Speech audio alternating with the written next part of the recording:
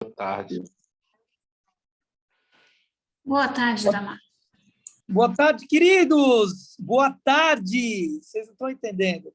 Só Napoleão Hill para fazer isso. Napoleão Hill e nós chorou. Não, nós riu junto com o Rio. Meu querido, vou dizer para vocês.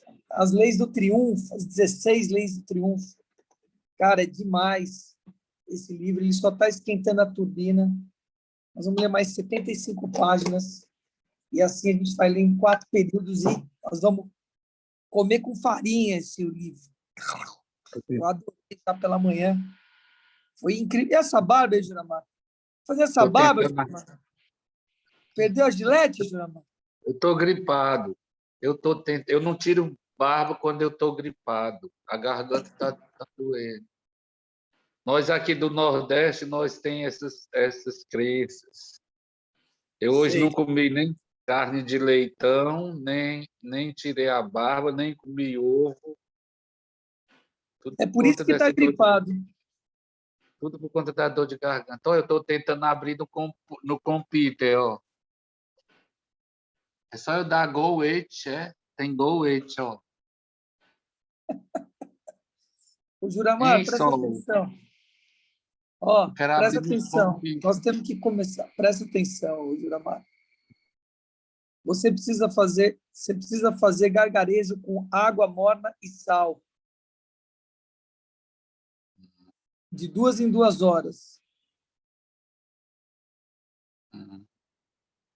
Era aqui que estava doendo. Está doendo menos. Faça gargarejo. Ontem à noite. Aí, bora lá, Lúcia Solange. Desce. Isso, Juramar. Clica no azulzinho. Gol.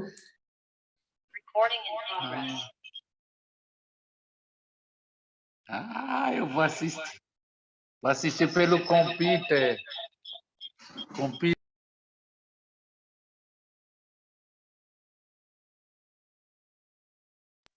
Pode começar, galera.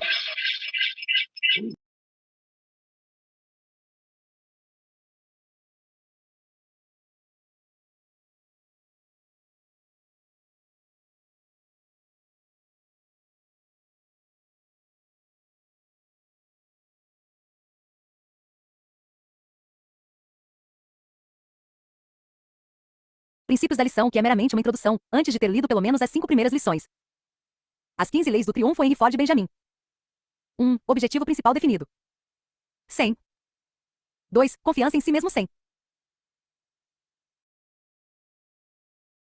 3. Hábito de economizar 100. 4. Iniciativa e liderança 100. 5. Imaginação 90. 6. Entusiasmo 75. 7. Autocontrole 108. Hábito de fazer mais do que é pago para fazer. 100. 9. Uma personalidade agradável. 50. 10. Pensar com segurança 90.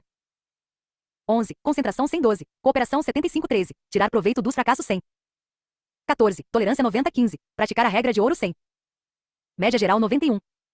Abraham Lincoln 1. Objetivo principal definido. 100. 2. Confiança em si mesmo 75. 3. Hábito de economizar 20. 4. Iniciativa e liderança 60. 5. Imaginação 76. Entusiasmo 67. Autocontrole 95-8. Hábito de fazer mais do que é pago para fazer. 100. 9. Uma personalidade agradável. 80. 10. Pensar com segurança 90. 11. Concentração 112. Cooperação 90-13. Tirar proveito dos fracassos 80. 14. Tolerância 115. Praticar a regra de ouro 100. Média geral 81. Calvin Coolidge 1. Objetivo 100. Principal definido 2. Confiança em si mesmo 60. 3. Hábito de economizar 100. 4. Iniciativa e liderança 25. 5. Imaginação 56. Entusiasmo 57. Autocontrole 108. Hábito de fazer mais do que é 100. Pago para fazer 9. Uma personalidade agradável. 40. 10. Pensar com segurança 70. 11. Concentração 112. Cooperação 60-13. Tirar proveito dos fracassos 40. 14. Tolerância 75-15. Praticar a regra de ouro 100. Média geral 71. Um vencedor nunca abandona a luta, e aquele que a abandona jamais vencerá. Estude a tabela da página 86 e compare as médias dos grandes homens aí citadas com as suas nas 2 últimas colunas.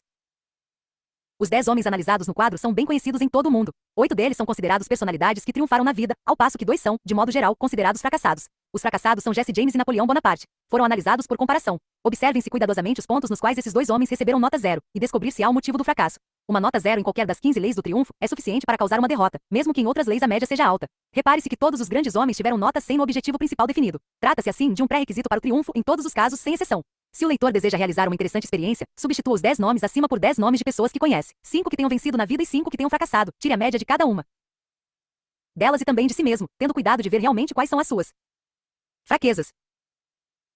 O objetivo principal da introdução é apresentar alguns dos princípios sobre os quais se baseia o curso. Esses princípios são mais detalhadamente descritos e o aluno aprenderá como aplicá-los de uma maneira muito mais definitiva nas lições seguintes. Os membros da organização de vendas de automóveis a que nos referimos neste resumo reúnem-se uma vez por semana para um almoço, no qual discutem os meios de aplicar os princípios do curso. Isso dá a cada homem oportunidade para tirar lucro das ideias de todos os membros da organização.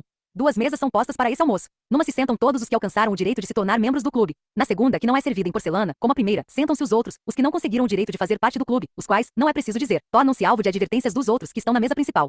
É possível realizar uma série quase infinita de variedades de adaptação desse plano, tanto no campo das vendas de automóveis como de outros produtos. A justificação para seu emprego é que vale a pena. Vale a pena não somente para o líder ou gerente da organização, como também para cada membro do corpo de vendedores. Esse plano foi descrito rapidamente com o propósito de demonstrar ao leitor do curso a maneira de fazer a aplicação prática dos princípios nele traçados. O teste final de qualquer teoria, regra ou princípio é a certeza de que dá resultados verdadeiros. A lei do Mastermind provou ser verdadeira porque dá resultados. Se o leitor compreendeu bem a lei, está pronto para prosseguir, passando para a segunda lição, na qual será ainda mais profundamente iniciado na aplicação dos princípios descritos na introdução. Seus 6 inimigos mais perigosos. Uma visita do autor depois da lição. Na figura, o leitor tem oportunidade de estudar os seus 6 piores inimigos. Os 6 espectros são chamados: medo da pobreza, medo da morte, medo da doença, medo de perder o amor de alguém, medo da velhice e medo da crítica. Nada tem de bonitos. O artista que os desenhou, entretanto, não os pintou tão feios como realmente são. Se tivesse feito isso, ninguém lhe daria crédito. Enquanto estiver lendo a descrição desses horríveis caracteres, o leitor deve analisar-se para ver qual deles lhe causa mais danos.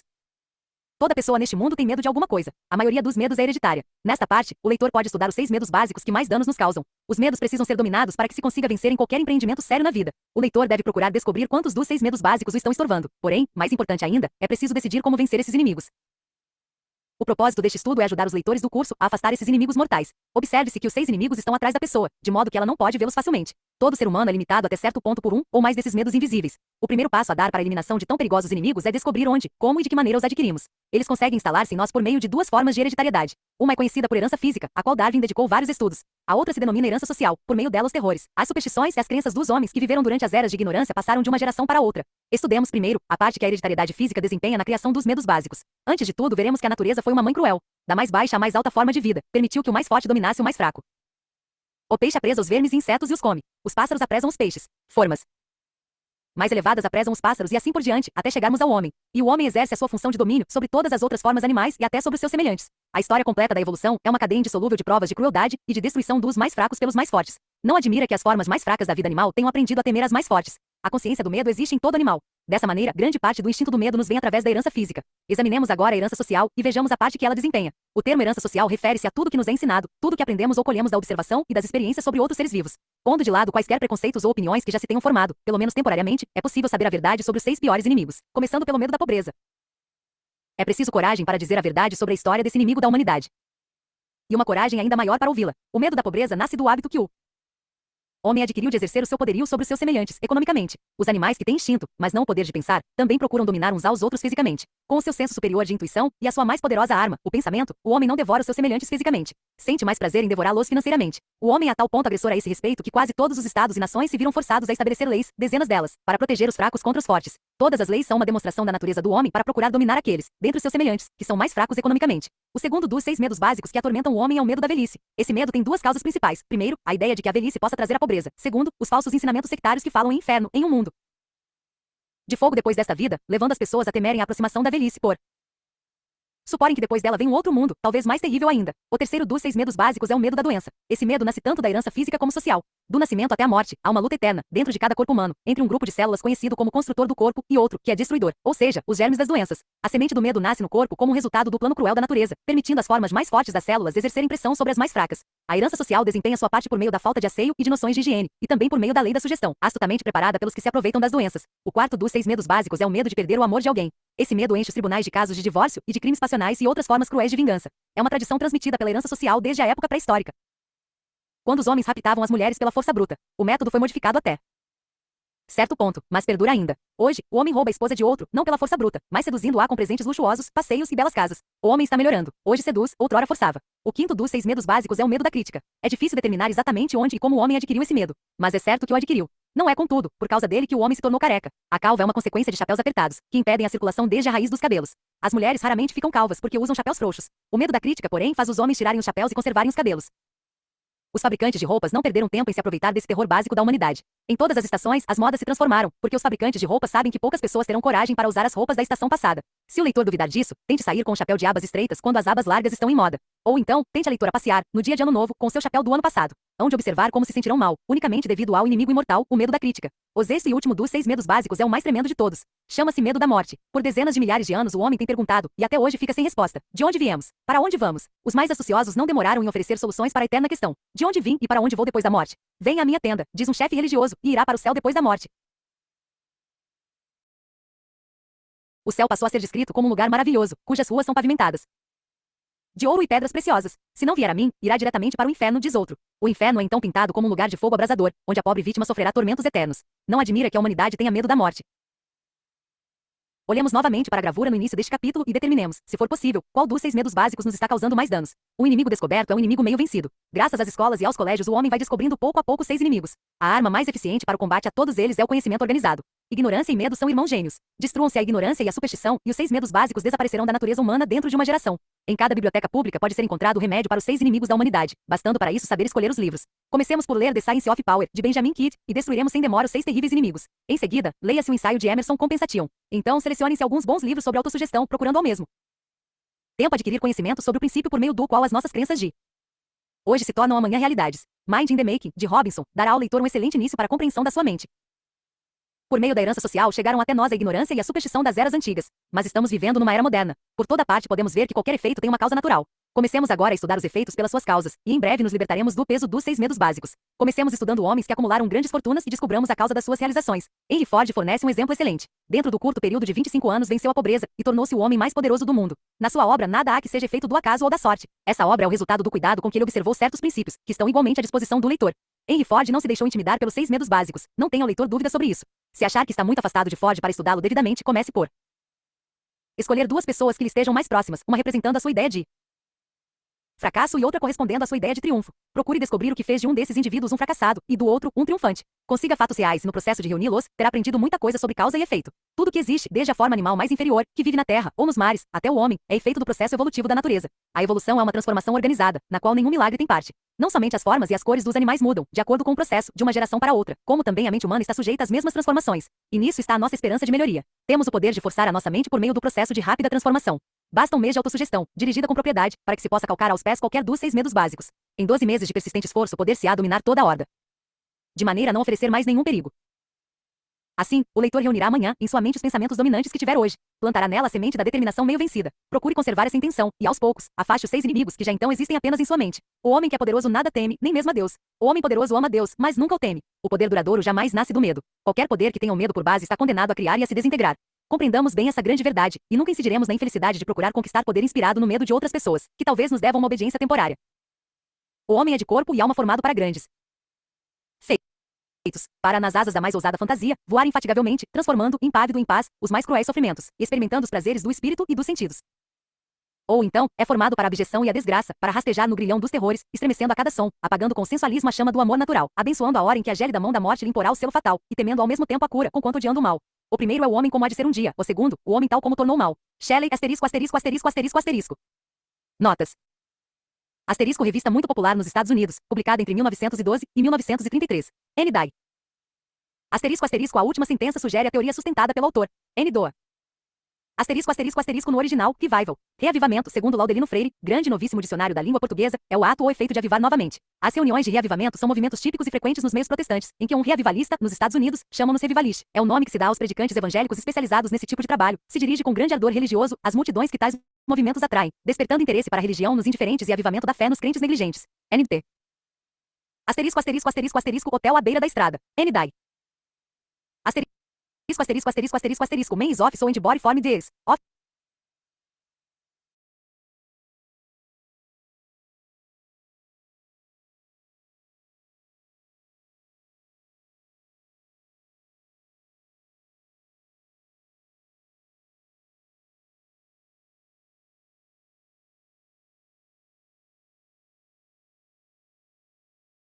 A calúnia é um dos males mais destruidores do mundo. Fere corações e arruína reputações como uma crueldade inaudita.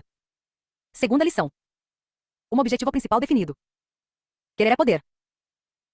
Iniciamos um curso de filosofia que, pela primeira vez na história do mundo, foi organizado com base em fatores conhecidos, que têm sido e serão sempre empregados por aqueles que triunfam na vida. O estilo literário foi aqui completamente subordinado ao objetivo de descrever os princípios e as leis incluídos neste curso, de modo que pudessem ser rápida e facilmente assimiláveis por indivíduos de todas as classes. Alguns dos princípios descritos no curso são conhecidos de todos os que estão agora empenhados na sua leitura. Outros, porém, são apresentados pela primeira vez. Não devemos esquecer, da primeira à última lição, que o valor desta filosofia repousa, inteiramente, no estímulo do pensamento que produzirá no espírito do leitor, e não apenas nas próprias lições. Ou por outras palavras, este curso foi organizado como um estimulante mental, que levará o leitor a organizar e dirigir, para um fim definido, todas as suas forças mentais, aparelhando assim o estupendo poder que a maioria das pessoas desperdiça em ideias vagas, absurdas e sem objetivo. A unidade de propósito é essencial para o triunfo, seja qual for a ideia que se fizer sobre a definição do termo triunfo. Entretanto, essa unidade de propósito pode, como geralmente acontece, exigir que o pensamento se estenda sobre vários assuntos relacionados com ela. Fiz uma vez uma longa viagem para ver Jack Dempsey treinar para uma luta séria. Observei que o conhecido pugilista não fazia apenas um tipo de exercício, mas, ao contrário, praticava vários. O saco de areia o auxiliava a desenvolver a força de certos músculos, também treinava a vista na rapidez. Os halteres serviam para treinar um outro grupo de músculos. A corrida desenvolvia os músculos das pernas e coxas. Uma alimentação racional bem calculada lhe dava o suficiente para o desenvolvimento muscular sem acúmulo de gorduras. Hábitos adequados de sono, diversões e descanso lhe davam ainda outros requisitos necessários para a vitória. O leitor deste curso está, ou deveria estar, empenhado numa série de exercícios para triunfar na batalha da vida. Para conseguir a vitória, há muitos fatores que merecem grande atenção. Um espírito bem organizado, alerta e enérgico é o resultado de vários estímulos, todos descritos detalhadamente no decorrer destas lições. É preciso não esquecer, portanto, que o espírito requer, para seu desenvolvimento, uma variedade de exercícios, tal como acontece com o físico, e para alcançar seu completo desenvolvimento, exige muitas formas de exercício sistemático. Os cavalos são exercitados para determinadas marchas pelos treinadores, que os fazem saltar sobre obstáculos, desenvolvendo assim a marcha desejada por meio do hábito e das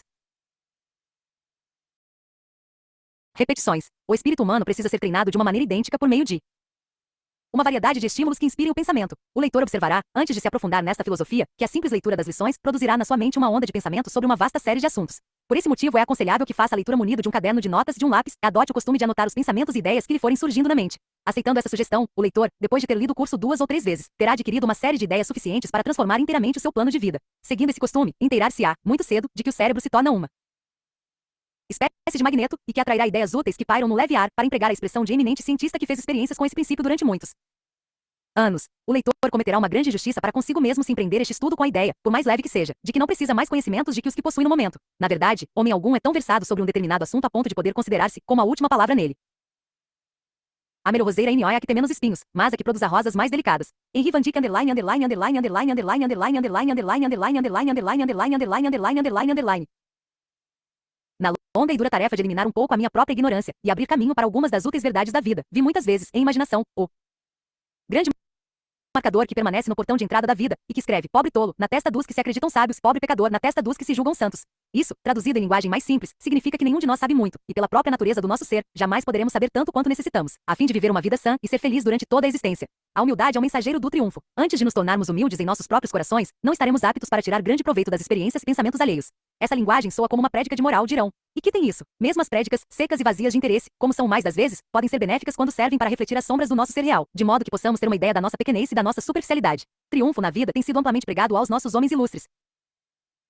O melhor local para estudar o homem é na nossa própria mente, fazendo uma análise completa de nós mesmos. Quando conseguirmos nos conhecer perfeitamente, se é que conseguiremos isso, saberemos também muito sobre os outros. Para conhecer os outros, não como parecem ser, mas como realmente são, precisamos estudá-los nos seguintes aspectos. 1. A posição do corpo e o modo de caminhar. 2. O tom da voz, sua qualidade e seu volume. 3. Os olhos, se evitam as pessoas ou se as encaram. 4. O emprego das palavras, sua tendência, natureza e qualidade. Através dessas janelas abertas podemos entrar na alma de um homem e ter uma visão do que ele é realmente. Avançando mais um passo, se quisermos conhecer os homens, devemos estudá-los. Quando irritados, quando estão amando, quando têm questões de dinheiro, quando estão comendo, a sós e sem saber que estão sendo observados, quando escrevem, quando estão em dificuldades, quando alegres e triunfantes, quando abatidos e derrotados, quando enfrentam uma catástrofe, quando procuram causar uma boa impressão aos outros, quando informados sobre a desgraça alheia, quando informados da boa sorte de outros, quando pedem qualquer espécie de esporte, quando vencem num jogo esportivo, quando a sós, numa atitude de meditação. Antes de se poder conhecer qualquer homem, tal como é realmente, é preciso observá-lo em todos os seus estados de espírito, o que equivale virtualmente a dizer que não se tem o direito de julgar os outros apenas pelas aparências. As aparências valem, não há dúvida, mas enganam muito. Este curso foi organizado de maneira a tornar os seus leitores capazes de fazer um balanço de si próprios e de outras pessoas por outros métodos que não os julgamentos precipitados. Aquele que conseguir dominar esta filosofia estará apto para enxergar através da crosta exterior dos adornos pessoais, das roupas, da chamada cultura e coisas semelhantes, e penetrar profundamente no coração dos que o cercam. É uma promessa grandiosa que não seria formulada se não nos tivéssemos certificado, em anos de experiência e análise, de que tal promessa pode ser feita. Sem ter, pelo menos, um ligeiro conhecimento da lei da compensação, tal como é descrita por Emerson, nenhuma pessoa pode se considerar educada. Algumas pessoas que examinaram os manuscritos deste curso admiraram-se de que não o tivéssemos denominado curso sobre a arte de vender. A isso responderemos que a palavra venda está geralmente associada com negócios de mercadorias ou serviços, e isso tornaria circunscrita e limitada a verdadeira natureza da obra. É verdade que se trata de um curso da arte de vender, contanto que se dê um significado mais amplo a essa expressão. Esta filosofia visa tornar possível, aos que a dominarem, negociar com êxito seu caminho na vida, encontrando o mínimo possível de resistência e atrito. Assim, tal curso deve ajudar o leitor a organizar e empregar na prática muitas verdades que são abandonadas pela maioria das pessoas, que marcham pela vida adiante como criaturas medíocres.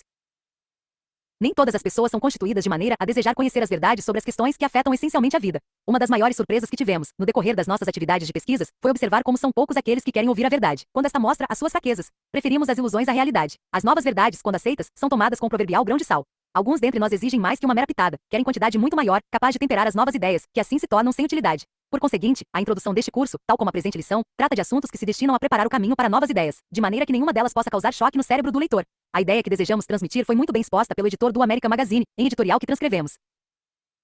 Recentemente, por uma noite chuvosa, Cal Lomi, o rei das arenas do Alasca, narrou-me uma história real, conservei-a no meu repertório desde então. E agora passo adiante. Um certo esquimó da Groenlândia, contou-me Lomi, foi empregado numa das expedições ao Polo Norte há alguns anos. Depois, como recompensa aos fiéis serviços que prestou, levaram-no a Nova York para uma rápida visita. Por tudo quanto viu e ouviu, verdadeiros milagres de som e de visão, sentiu uma profunda admiração. Ao regressar à sua terra natal, deu notícia de edifícios que se erguiam até os céus, de bondes, que descreveu como casas que se movimentavam em trilhos, habitados por pessoas, de pontes colossais, de luzes artificiais e todas as outras coisas que existem nas grandes metrópoles. A gente da sua aldeia o olhava friamente sem lhe dar atenção. Daí por diante passou a ser conhecido pelo apelido de Sagdluk, que quer dizer mentiroso, e esse nome ignominioso foi o seu, até morrer. Muito antes da sua morte, o seu verdadeiro nome estava completamente esquecido. Quando Knut Rasmussen fez a viagem da Groenlândia ao Alasca, acompanhava um esquimó chamado Mitek, pato selvagem. Mitek visitou Copenhague e Nova York, onde viu muitas coisas que não conhecia, e ficou grandemente impressionado. Mais tarde, de volta à sua terra natal, lembrou-se da tragédia de Sagdluk, e achou que não seria prudente contar a verdade. Em vez disso, contaria histórias que o seu povo pudesse compreender, e salvou assim sua reputação. Contou como o Dr. Rasmussen mantinha um caiaque nas margens de um grande rio, o Hudson, e como todas as manhãs saíam à caça. Patos, gansos e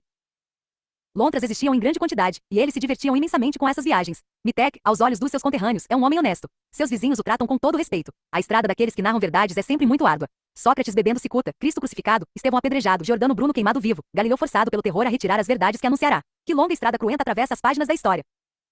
Alguma coisa na natureza humana nos faz sentir o choque das ideias novas.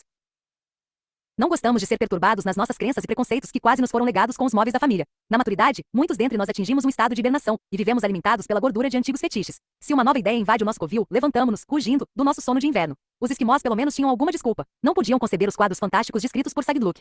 A sua vida simples foi sempre circunscrita pela noite do Ártico. Mas não há uma razão justa para que a média dos homens feche sempre o espírito, as ideias novas. Nada há de mais trágico, ou mais comum, do que a inércia mental. Para cada 10 homens que são fisicamente preguiçosos existem 10.000 que são mentalmente estagnados. E um espírito estagnado é campo propício para o medo. Um velho fazendeiro de Vermont costumava sempre terminar as suas preces com um seguinte apelo: meu Deus, dai-me um espírito aberto. Se muita gente seguisse o seu exemplo, poderia salvar-se das desvantagens dos preconceitos. E que lugar agradável para viver seria então o mundo.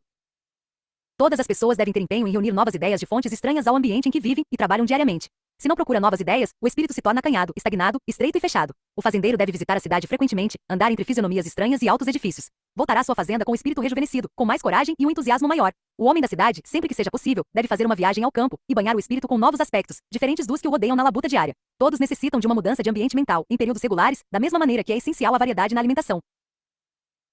O espírito se torna mais alerta, mais elástico e mais pronto para trabalhar com rapidez e eficiência depois de ter sido banhado com novas ideias, fora do campo das nossas atividades cotidianas. Enquanto seguir este curso, o leitor porá de lado, de vez em quando, o ambiente mental em que cumpre o seu trabalho cotidiano, entrando num campo inteiramente novo de ideias, algumas das quais até então desconhecidas. Chegará assim, ao fim do curso, com uma nova provisão de ideias, que o tornarão mais eficiente, mais entusiasta e mais corajoso, seja qual for o seu gênero de trabalho. Não devemos ter medo das novas ideias. Elas podem significar a diferença entre o triunfo e o fracasso. Algumas das ideias apresentadas neste curso não exigem novas explicações ou provas da sua veracidade, pois são bem conhecidas de todos.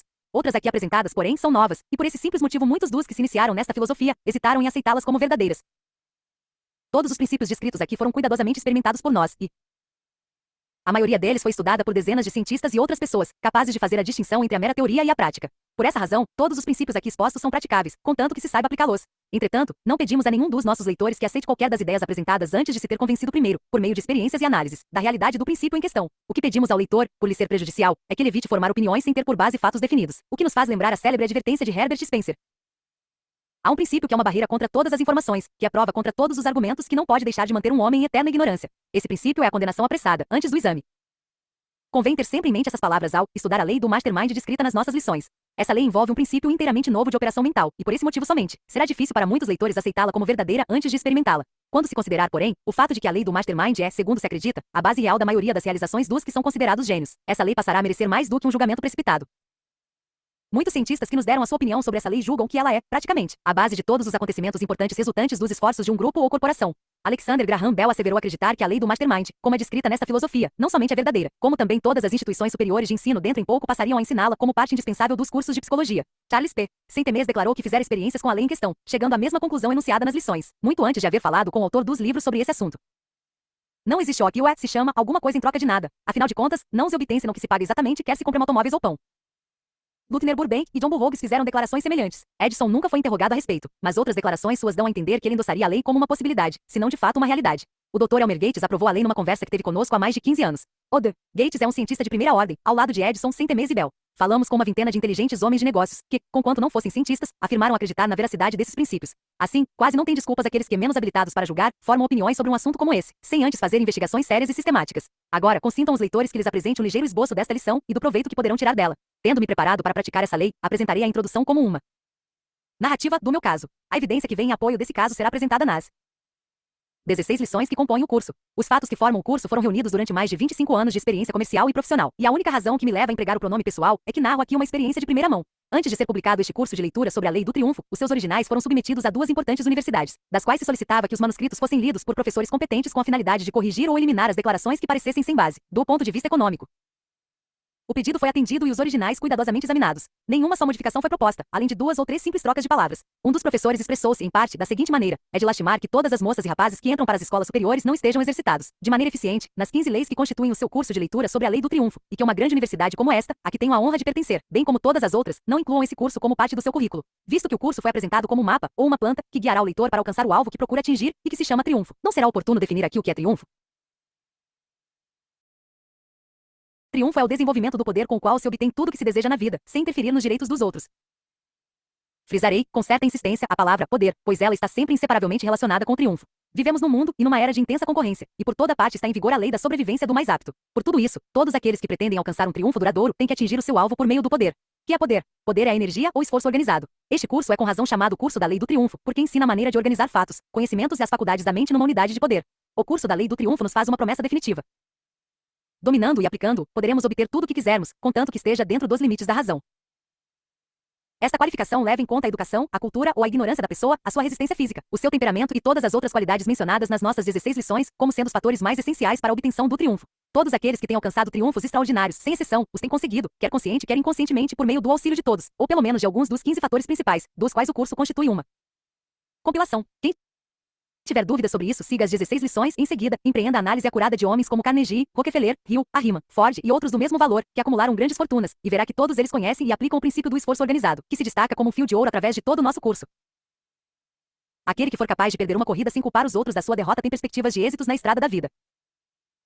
Há cerca de 20 anos tive a oportunidade de entrevistar Andrew Carnegie a fim de escrever um artigo sobre ele. Durante a entrevista, perguntei-lhe a que atribuía seu triunfo. Carnegie disse então: meu jovem amigo, antes de responder a sua pergunta gostaria de ouvir a definição dessa palavra triunfo. Depois de esperar algum tempo, vendo que eu estava um tanto atrapalhado pela sua pergunta, continuou: por triunfo, com certeza, quer se referir à minha riqueza, não é? Afirmei-lhe que o dinheiro era o termo pelo qual a maioria das pessoas costumava medir o êxito alcançado. Andrew Carnegie disse então: muito bem, se deseja saber como adquirir a minha fortuna, se é isso que chama triunfo, responderei a sua pergunta dizendo que aqui na nossa empresa temos um mastermind, formado com mais de 20 homens que constituem o meu pessoal, isto é, diretores, gerentes, contadores, químicos e outras pessoas especializadas. Pessoa alguma dentre as que compõem o grupo possui, em particular, essa mente a que acabo de me referir, mas a soma desses espíritos, coordenada num espírito de harmoniosa cooperação, constitui a força que realizou a minha fortuna. Nesse grupo não há duas mentes iguais, mas cada componente desempenha a sua parte, e melhor do que ninguém no mundo. Caiu então no meu espírito a semente que deu origem a este curso que só mais tarde germinou. Essa entrevista marcou o início de anos de pesquisa, que conduziram finalmente à descoberta do princípio de psicologia descrito na introdução com o nome de Mastermind. Ouvi tudo o que disse Andrew Carnegie, mas precisei de muitos anos de contato com o mundo comercial para poder assimilar tudo o que ele asseverava, e aprender com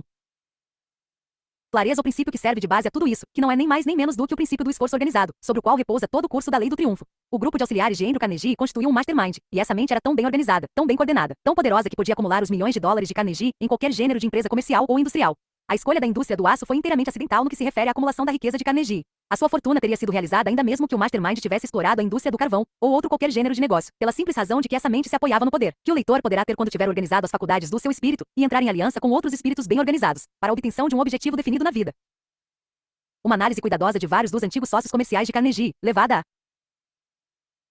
a Efeito depois do início do curso, provou, de modo irrefutável, não somente que existe uma lei tal como a que é chamada Mastermind, como também que a referida lei foi a principal fonte dos êxitos de Andrew Carnegie. Talvez nenhum dos associados de Carnegie o tenha conhecido melhor que Charles M. Schwab, o qual declarou com muita justiça que na personalidade de Andrew Carnegie há algo de sutil que lhe tornou possível atingir tais alturas. Ele disse: nunca conheci ninguém dotado de tanta imaginação, de uma inteligência tão viva e de tamanho instinto de compreensão. Tinha-se a impressão de que ele fazia experiência com os pensamentos da gente, e fazia uma reserva de tudo que se tinha realizado ou pudesse realizar ainda. Parecia aprender as palavras antes mesmo de serem pronunciadas. O seu jogo mental era fascinante, e o seu hábito de observação dava-lhe uma reserva de conhecimento sobre inúmeros assuntos. Mas sua qualidade mais notável, tão rica que mais parecia um dom, era o poder de inspirar outros homens. Irradiava confiança. Quem quer que tivesse dúvidas sobre qualquer coisa podia discutir o assunto com Carnegie. Num instante, ele convencia a pessoa da razão ou do erro em que estivesse. Essa qualidade de atrair os outros, em seguida estimulá-los, brotava de sua própria força. Os resultados da sua direção eram notáveis. Nunca antes, na história da indústria, penso eu, existiu um homem que, sem entender do negócio, nos seus detalhes, sem pretensões a ser um técnico em assuntos de aço e máquinas, estivesse apto para estabelecer tão importante empresa. A habilidade de Andrew Carnegie para inspirar e estimular os outros baseava-se em algo mais profundo do que qualquer faculdade de julgamento. Nessa última frase, Schwab expressou um pensamento que corrobora a teoria do Mastermind, a qual atribuímos a principal fonte do poder de Carnegie. Schwab confirmou também a afirmativa de que Andrew Carnegie teria triunfado em qualquer outro negócio que empreendesse, do mesmo modo que conseguiu triunfar na indústria do aço. É óbvio que esse triunfo foi devido à compreensão entre a sua mente e a dos seus associados, e não ao mero conhecimento da indústria em questão. Esse pensamento deve ser muito confortador para os que não conseguiram ainda atingir um sucesso marcado, pois demonstra que o triunfo é apenas uma questão de aplicação correta das leis e dos princípios que estão ao dispor de todos. E essas leis, não nos esqueçamos disso, estão inteiramente descritas e estudadas nas 16 lições do curso que estamos seguindo. Andrew Carnegie aprendeu como aplicar a lei do Mastermind. Isso lhe permitiu organizar as suas faculdades mentais, as dos outros homens, e coordenar esse todo atrás de um objetivo principal definido. Todo estrategista, seja no campo do comércio, da guerra, da indústria ou de outras atividades, compreende perfeitamente o valor de um esforço organizado. Todo estrategista militar compreende o valor de espalhar a semente de dissensões nas fileiras dos adversários, porque tal coisa irá quebrar o poder da coordenação, que é o sustentáculo das forças oponentes. Durante a Guerra Mundial muito se falou sobre os efeitos da propaganda, e não parece exagero dizer-se que as forças desorganizadoras da propaganda foram muito mais destruidoras que os canhões e explosivos empregados na conflagração. Um dos pontos decisivos da Guerra Mundial foi quando os aliados colocaram seus exércitos sob a direção do general Foch. Militares bem informados dizem que foi essa medida que causou a desgraça dos exércitos adversários. Qualquer ponte de estrada de ferro moderna é um excelente exemplo do valor do esforço organizado, porque demonstra de modo simples e muito claro como milhares de toneladas de peso podem ser transportadas sobre um número relativamente reduzido de barras de aço e vigas. É que todo esse material da ponte está de tal forma disposto que o peso se distribui igualmente sobre toda ela. Um homem tinha 7 filhos, que estavam sempre discutindo uns com os outros. Um dia o pai chamou os filhos e disse-lhes que desejava dar a todos uma demonstração do que significava aquela falta de harmonia. Preparou um feixe com 7 estacas cuidadosamente amarradas. Mandou que cada filho, separadamente, tentasse partir o feixe. Cada um experimentou e nada conseguiu. O pai desfez então o feixe, entregou uma estaca a cada um dos filhos e pediu que quebrassem as estacas com o joelho. O velho disse então o seguinte: quando vocês, meus filhos, trabalham juntos, num espírito de perfeita harmonia, lembram um feixe de estacas, e nenhum pode ser derrotado. Mas quando brigam uns com os outros, qualquer um pode ser facilmente vencido. Nessa história há uma valiosa lição que pode ser aplicada ao povo de qualquer comunidade, aos empregados e empregadores em qualquer organização de trabalho, ou ao estado ou nação em que se vive. O esforço organizado pode ser transformado em poder, que pode ser também um poder perigoso, se não for guiado com inteligência. É por essa razão, principalmente, que as 16 lições do curso são dedicadas, em grande parte, à descrição dos modos de dirigir o poder do esforço organizado, a fim de que ele conduza ao triunfo, a essa espécie de triunfo que é baseado na justiça e na verdade, e que conduz, por fim, à felicidade. Uma das maiores tragédias da época presente de lutas e de loucuras financeiras é o fato de que apenas poucas pessoas se empenham nos esforços que mais lhes agradam. Um dos objetivos do nosso curso é ajudar cada leitor a descobrir o seu lugar apropriado no mundo do trabalho, onde a prosperidade material e a felicidade podem ser encontradas em abundância. O curso inteiro destina-se a ser um estímulo que facilitará o conhecimento das suas forças ocultas tais quais elas são, e despertará nele a ambição, a visão e a determinação que o levarão a adiantar-se e a reclamar o que lhe pertence por direito. Há menos de 30 anos, na casa onde trabalhará Henry Ford, havia outro homem que fazia o mesmo trabalho que ele. Dizia-se que esse homem era realmente um operário mais competente do que o próprio Ford naquela espécie de trabalho. Hoje, o nosso homem tem ainda o mesmo emprego, ao passo que Ford é o homem mais rico do mundo. Uma boa enciclopédia contém a maior parte dos fatos conhecidos do mundo, mas esses fatos são tão inúteis como os bancos de areia, antes de serem organizados em termos de ação. Que diferença tão notável existiria entre esses dois homens para que se verificasse tão grande diversidade de fortuna entre eles? É que Ford compreendeu e aplicou o princípio do esforço organizado, ao passo que o outro não cuidou disso. Na pequena cidade de Shelby, Ohio, onde essas linhas são escritas pela primeira vez na história, esse princípio do esforço organizado está sendo aplicado com o propósito de se realizar uma aliança bem estreita entre as igrejas e as casas comerciais de uma comunidade.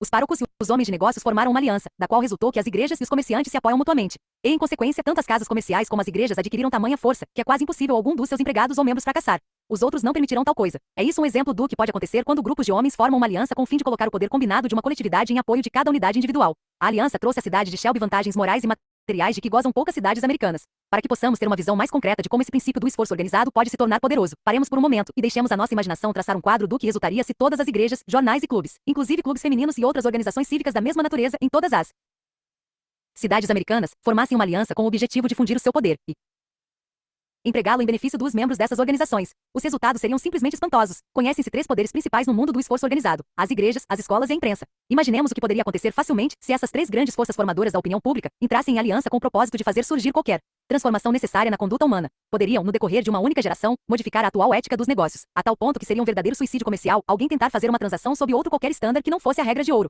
Tal aliança poderia produzir influência suficiente para transformar, numa única geração, as tendências comerciais, sociais e morais de todo o mundo civilizado. Teria poder suficiente para forçar no espírito das gerações vindouras qualquer ideal desejado. Poder é o esforço organizado, como já tivemos ocasião de dizer. O triunfo é baseado no poder.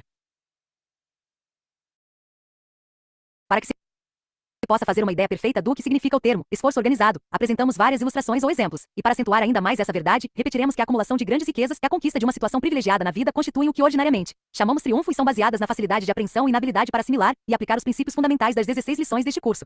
Ele está em completa harmonia com os princípios de economia e da psicologia aplicada. Observar-se-á que as lições que dependem para sua aplicação prática de algum conhecimento de psicologia foram acrescidas de uma explicação mais ampla dos princípios psicológicos, que visam torná-las mais acessíveis. Antes de serem dados à publicidade, os manuscritos do nosso curso foram submetidos a banqueiros e comerciantes americanos, por conseguinte homens de espírito eminentemente prático, capazes de analisá-los e criticá-los. Um dos mais conhecidos banqueiros de Nova York envolveu os originais com os seguintes comentários: sou formado pela Universidade de Yale, mas acredite que estaria disposto a trocar tudo que o meu título me deu pelo que me trouxe o curso sobre a lei do triunfo, caso tivesse tido o privilégio de o incluir nos meus estudos, quando era aluno de Yale. Minha esposa e minha filha leram também os manuscritos. Minha esposa chamou o curso de teclado da vida, pois julga, ela, que todos os que aprendem a maneira de aplicá-lo podem executar uma sinfonia perfeita, em qualquer cargo que exerçam, da mesma forma que um pianista executa qualquer música, uma vez que aprendeu a dominar o teclado do piano e sabe música a fundo. Não há no mundo 2 pessoas exatamente iguais, e por esse motivo, aqueles que o seguem não podem esperar atingir com o estudo desse curso o mesmo ponto de vista. Cada leitor que o dominar bem tirará do seu conteúdo o que lhe for necessário para desenvolver uma personalidade completa. Estude o leitor a si mesmo, faça uma autoanálise. Veja o meu livro Como Fazer Fortuna, pense e fique rico. Se responder a todas aquelas perguntas com sinceridade, ficará sabendo mais sobre si mesmo do que a maioria das pessoas. Estude as perguntas com cuidado, volte a elas uma vez por semana, durante vários meses, e ficará atônito com a quantidade adicional de conhecimentos de grande valor que adquiriu com a resposta exata a todas as perguntas. Se não tiver certeza absoluta acerca de algumas delas, procure o conselho daqueles que o conhecem bem, especialmente de pessoas que não tenham motivos para lisonjeá-lo e o vejam como é realmente. Este curso tem por objetivo ajudar o leitor a descobrir quais são os seus talentos naturais, auxiliando-o a organizar, coordenar e pôr em prática o conhecimento conseguido por meio da experiência. Durante mais de 20 anos reunimos, classificamos e organizamos o material que agora oferecemos ao leitor. No decorrer dos últimos 14 anos analisamos mais de 16 mil pessoas, e todos os fatos vitais reunidos nessas análises foram cuidadosamente organizados por nós e são agora aqui apresentados. Essas análises trouxeram à luz muitos fatos interessantes que contribuíram para tornar praticável o nosso curso. Constatei, por exemplo, que 95% de todas as pessoas analisadas eram fracassadas e apenas 5% triunfantes. Pela palavra fracasso, entenda-se que as pessoas em questão não conseguiram encontrar felicidade ou as necessidades ordinárias da vida sem uma luta quase intolerável. Talvez fosse essa a proporção de fracassos e triunfos se a população do mundo inteiro fosse cuidadosamente examinada. A mera luta pela existência é terrível entre as pessoas que não aprenderam a organizar e dirigir seus talentos naturais, enquanto a obtenção dessas necessidades e ainda mais, de muitas coisas consideradas como luxo, é relativamente muito fácil entre as que aprenderam o princípio do esforço organizado. Na vida, nenhuma situação pode ser segura, e nenhuma realização permanente, a menos que sejam baseadas na justiça e na verdade. Um dos fatos mais surpreendentes revelados por essas 6 mil análises foi a descoberta de que 95% das pessoas classificadas como fracassadas estavam em tal classe porque não tinham um objetivo definido na vida, enquanto os outros 5% eram constituídos por indivíduos que triunfaram não somente porque os seus propósitos eram definidos, como também porque tinham planos definidos para a consecução do seu objetivo. Outro fato importante revelado por essas análises foi que 95% dos que são classificados como fracassos se ocupavam em trabalhos que não eram do seu agrado, ao passo que os restantes 5% de elementos apontados como triunfadores trabalhavam no que mais lhes agradava. É de duvidar que uma pessoa se torne um fracasso quando empenhada num trabalho que lhe interessa realmente. Outro fator vital mostrado por essas análises foi que os 5% de pessoas que triunfaram tinham o hábito sistemático de economizar dinheiro, enquanto os 95% que fracassaram não economizavam nada. Vale a pena refletir sobre o fato.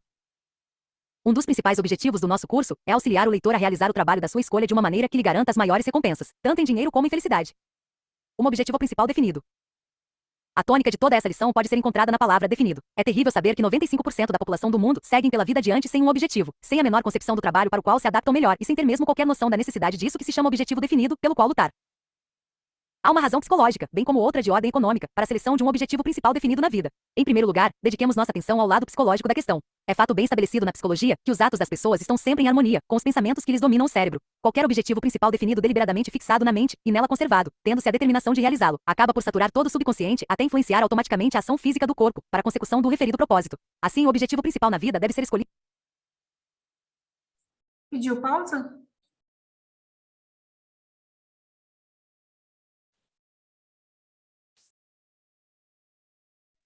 Não.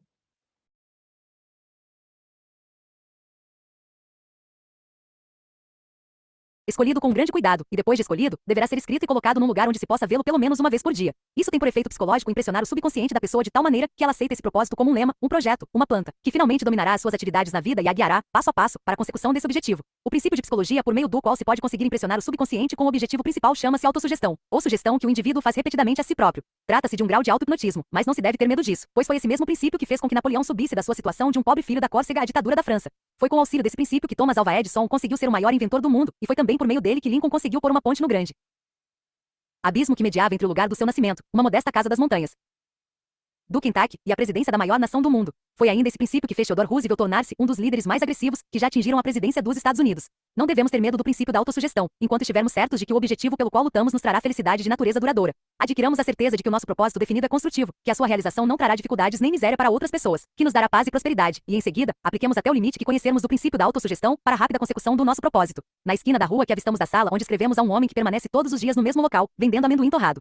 Está sempre ocupado. Quando não está atendendo os fregueses, se ocupa em torrar e empacotar os amendoins. Trata-se de um dos 95% de pessoas que não possuem um objetivo definido na vida. Está vendendo amendoim torrado não porque acha que esse trabalho é melhor que outro qualquer que pudesse fazer, mas porque nunca se deu o trabalho de pensar sobre um propósito definido, que lhe poderia trazer maiores lucros. Vende amendoim torrado porque voga ao sabor da corrente da vida, e a sua tragédia é que a mesma soma de esforços que emprega nesse negócio, se fosse dirigida em outro sentido, lhe daria lucros muito maiores. Relacionada com o trabalho desse homem há ainda outra tragédia, o fato de que ele faz uso do princípio de autossugestão, mas o emprega com desvantagem para si próprio. Não há dúvida de que se fosse possível fotografar os seus pensamentos, nada haveria nesse retrato senão um torrador de amendoim, alguns saquinhos de papel e uma multidão comprando amendoim torrado. Esse homem poderia abandonar tal negócio se tivesse visão e ambição, primeiro, para imaginar-se exercendo um emprego mais lucrativo, e em seguida, a perseverança para manter tal quadro diante do espírito até influenciá-lo a dar os passos necessários para entrar no negócio mais vantajoso. Põe nesse trabalho um esforço que seria suficiente para lhe dar um lucro substancial, se esse esforço fosse dirigido no sentido de algum objetivo principal definido que lhe proporcionaria maiores rendimentos. Um dos maiores escritores e oradores dos Estados Unidos, meu amigo íntimo, descobriu há 10 anos as possibilidades do princípio da autossugestão e começou imediatamente a pô-lo em prática.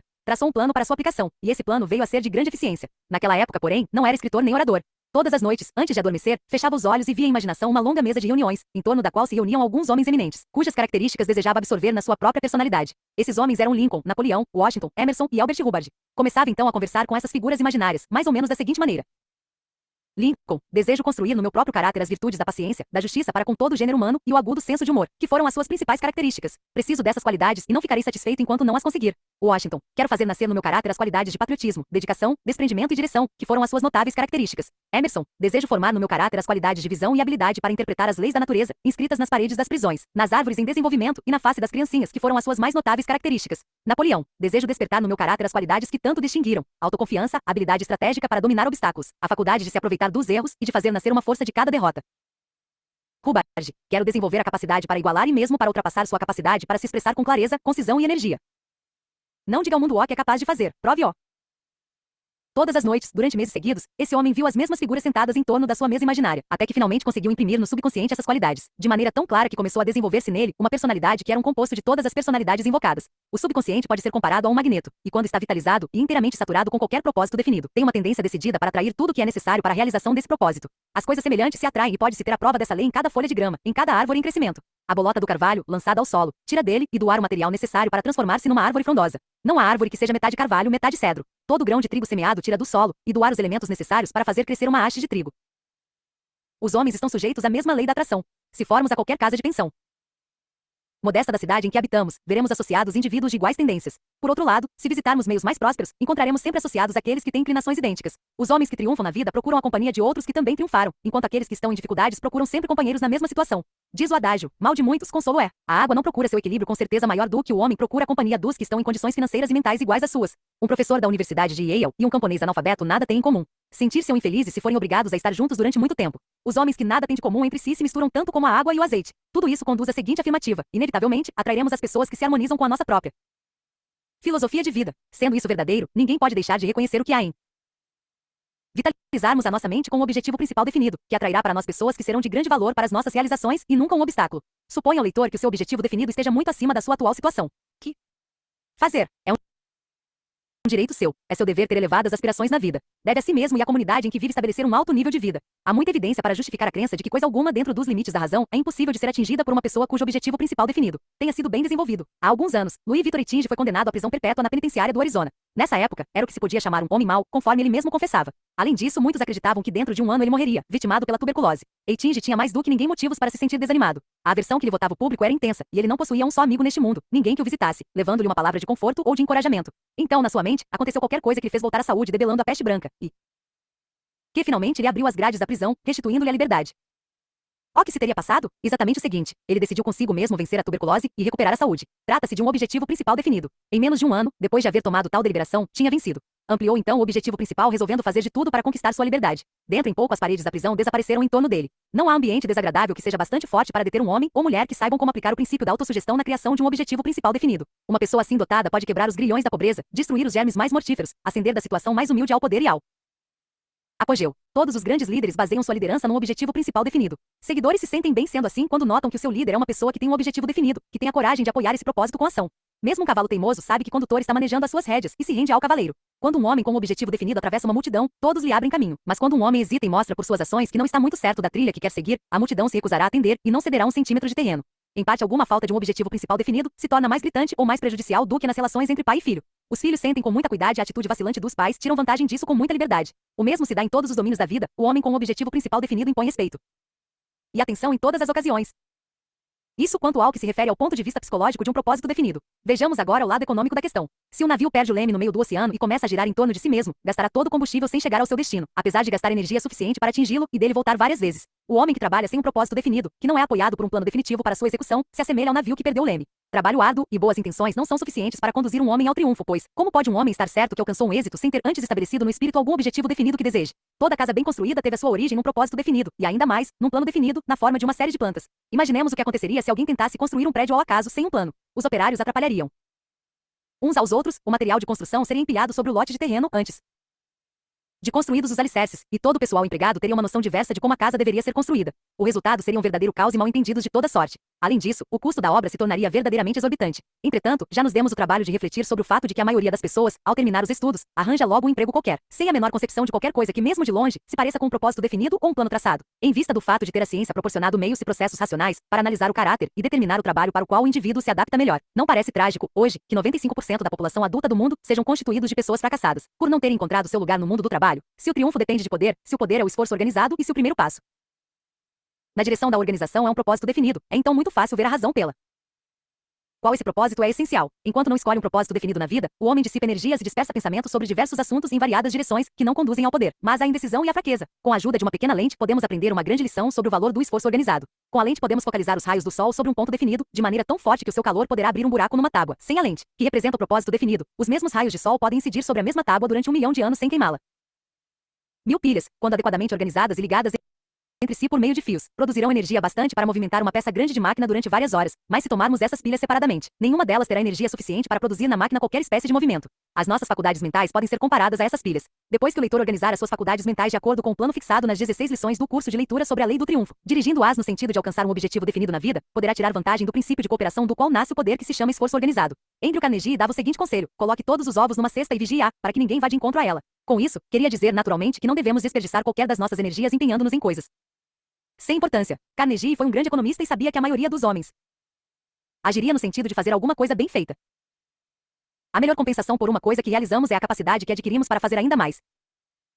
Logo que surgiu o plano para o curso, lembro-me que levei os originais a um professor da Universidade do Texas, e animado de grande entusiasmo, lhe sugeri que havia descoberto um princípio que seria de grande auxílio para mim em todos os discursos que pronunciasse para o futuro, pois estava mais bem preparado para organizar e dirigir as minhas ideias. Ele olhou durante alguns minutos o esboço dos 15 pontos e logo voltou-se para mim, dizendo: sim, a sua descoberta vai ajudá-lo a fazer melhores discursos, mas não se limitará a isso, contribuirá também para torná-lo um escritor mais eficiente. Nos seus escritos anteriores, notei certa tendência para dispersar as suas ideias. Por exemplo, se tinha de descrever uma bela montanha, à distância, costumava fazer digressões, chamando a atenção do leitor para uma moita de flores silvestres, para um regato murmurante ou para o canto dos pássaros, desviando-se aqui e ali, fazendo verdadeiros zigue-zagues, antes de chegar à descrição da montanha. No futuro encontrará muito menos dificuldades para descrever um objeto, seja falando ou escrevendo, porque os seus 15 pontos representam a base da organização. Uma vez, um homem sem pernas encontrou um cego. Aquele aleijado era um homem de visão, pois propôs ao cego que formassem ambos uma aliança que poderia ser de grande utilidade para os dois. Subirei às suas costas, disse o aleijado, e andarei com as suas pernas, ao passo que você fará uso dos meus olhos. Assim andaremos muito mais rapidamente. Do esforço conjunto resulta o poder maior que se pode alcançar. Eis um ponto que vale a pena ser repetido, porque se constitui uma das partes mais importantes da base deste curso de leitura.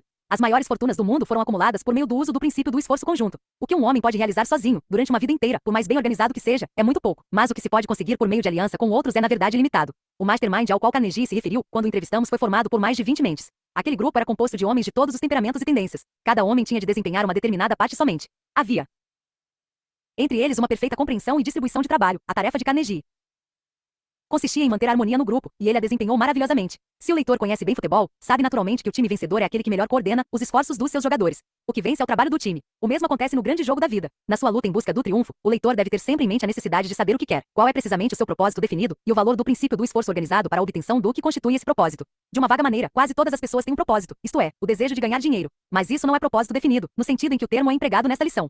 Antes de o nosso propósito poder ser considerado definido, mesmo que esse objetivo seja a acumulação de dinheiro, precisamos chegar a uma decisão quanto ao método preciso por meio do qual pretendemos acumular dinheiro. Não basta dizer que se ganhará dinheiro empenhando-se em qualquer espécie de negócio. É preciso escolher o gênero de negócio. Deve-se também decidir o ponto onde ele será localizado, bem como as normas em que deve ser conduzido. Respondendo à pergunta, qual é o seu propósito definido na vida, que aparece no questionário que empregamos para analisar mais de 16 mil pessoas, muitos disseram o seguinte: meu propósito definido na vida é ser tão útil quanto possível ao mundo e ganhar o suficiente para viver bem. Esta resposta tem tanto de definida como de exata tem a concepção de uma rã sobre o tamanho do universo. O objetivo desta lição não é o de informar o leitor sobre qual deve ser a sua ocupação na vida, pois isso só pode ser feito depois de uma análise detalhada da pessoa. O seu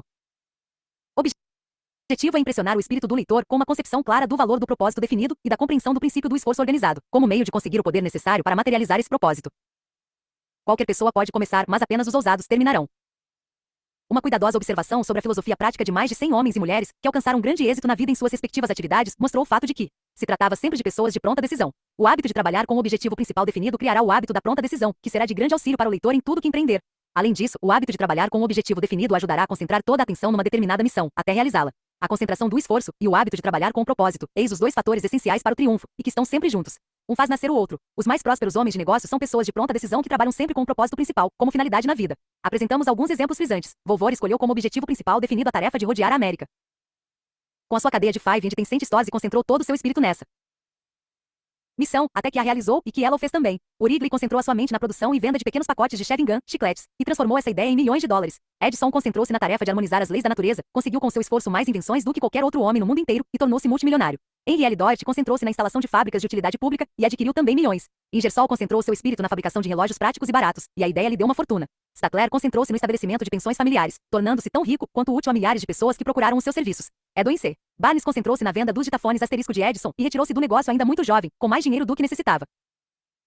Woodrow Wilson concentrou seu pensamento na Casa Branca durante 25 anos, e passou a ser o seu principal ocupante graças ao conhecimento que possuía sobre a importância de se ter um objetivo principal definido. Abraham Lincoln concentrou-se na tarefa de libertar os escravos nos Estados Unidos e tornou-se o maior presidente norte-americano. Martin W. Littleton ouviu um discurso que o encheu do desejo de tornar-se um grande advogado, concentrou seu pensamento nesse objetivo e é hoje, como todos sabem, o mais próspero advogado dos Estados Unidos, ganhando por uma só causa nada menos do que $50 mil. Rockefeller concentrou-se nos negócios de petróleo e tornou-se o homem mais rico da sua geração. Ford concentrou-se na construção de automóveis e se tornou o homem mais rico e poderoso que já existiu. Andrew Carnegie concentrou-se na indústria do aço e, graças aos seus esforços, fez uma grande fortuna, e o seu nome foi inscrito nas bibliotecas públicas de toda a América do Norte. Gillette concentrou-se na fabricação de lâminas de barbear, que se espalharam pelo mundo inteiro e o fizeram tornar-se multimilionário. George Eastman concentrou-se na invenção da Kodak, fez com que a ideia lhe rendesse uma fortuna e, ao mesmo tempo, proporcionou prazer ao mundo todo. Russell Conwell concentrou a sua mente na realização de uma conferência, Minas de Diamantes, e fez com que essa ideia lhe rendesse $6 milhões. Helen Keller, surda, muda e cega, concentrou seu espírito na tarefa de aprender a falar e conseguiu realizar o seu objetivo principal definido. John H. Patterson concentrou-se na invenção das máquinas registradoras e tornou-se rico, ao mesmo tempo que fazia os outros se tornarem cuidadosos. O Kaiser Guilherme II, da Alemanha, concentrou-se em fazer a guerra e desencadeou-a em grandes proporções. É esse um fato que nunca se deve esquecer. Fleischmann concentrou-se na fabricação de pequenas caixas de fermento que invadiram o mundo inteiro. Marshall Field concentrou-se em estabelecer a maior loja de departamentos do mundo, e o seu sonho se tornou uma realidade. Philip Armour concentrou-se no negócio de frigoríficos, estabeleceu uma grande indústria e fez também uma grande fortuna. Milhões de pessoas concentram todos os dias o espírito na pobreza e no fracasso, obtendo ambos em abundância. Os irmãos Wright concentraram os seus esforços na construção de aviões e dominaram os ares. Pullman concentrou seu pensamento em vagões dormitórios, e a ideia tornou rico, e milhares de pessoas passaram a viajar com conforto. E assim se pode ver que todos os que são bem-sucedidos nos seus negócios trabalham com um objetivo principal definido, para cuja realização fazem todos os esforços. Deve haver no mundo qualquer coisa que o leitor pode fazer melhor do que qualquer outra pessoa. Procure até encontrar essa linha de esforço e transforme-a no seu objetivo principal definido. Organize então todas as suas forças e se lance ao trabalho com a certeza de que está caminhando para o triunfo. Na sua procura da tarefa para a qual está mais bem indicado, é vantajoso ter sempre em mente que conseguirá maior êxito empenhando-se no trabalho que for mais do seu agrado, pois é fato demais conhecido que o homem geralmente triunfa com mais facilidade num campo de esforços em que se lança de corpo, alma e coração. Voltemos, para maior clareza, aos princípios psicológicos que servem de base a esta lição, pois será para o leitor um prejuízo sensível deixar de aprender a verdadeira razão que tem para estabelecer um objetivo definido no seu pensamento. Esses princípios são os seguintes. Primeiro, todo movimento voluntário do corpo humano é causado, controlado e dirigido pelo pensamento por meio do trabalho mental. Segundo, a presença de qualquer pensamento ou ideia na consciência tende a produzir um sentimento associado e a solicitar a transformação desse sentimento numa ação muscular adequada, que está em perfeita harmonia com a natureza do pensamento.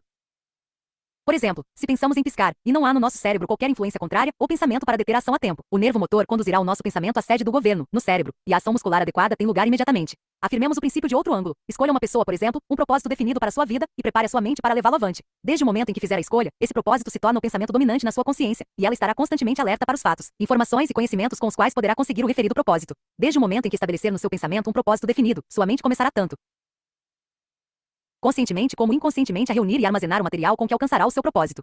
O desejo é o fator que determina qual será o nosso propósito definido na vida. Ninguém poderá escolher um desejo dominante para nós, mas, uma vez que o escolhamos, ele se tornará o nosso objetivo principal definido e ocupará um posto na nossa mente, até que seja satisfeito pela transformação em realidade, a menos que não permitamos que o mesmo seja posto de lado, pelos desejos em conflito. Para acentuar o princípio que estou me esforçando para tornar o mais claro possível, acredito que não seja fora de propósito sugerir que, para estar certo de uma realização bem-sucedida, o objetivo principal na vida deve ser apoiado por um desejo ardente de realizá-lo. Já observei que as moças e os rapazes que entram para o colégio à própria custa, trabalhando para isso, progridem mais do que aqueles cujos estudos são custeados pelos outros. O segredo disso pode ser encontrado no fato de que os que querem realmente abrir o seu caminho na vida são abençoados por um desejo ardente de se educarem, e tal desejo, se o seu objetivo está dentro dos limites da razão, se realizará, certamente. A ciência estabeleceu, sem deixar margem para dúvida, que por meio do princípio da autossugestão qualquer desejo profundamente amadurecido satura inteiramente o corpo e o espírito, que transforma num poderoso magneto, o qual atrairá o objeto do desejo, se estiver dentro dos limites da razão.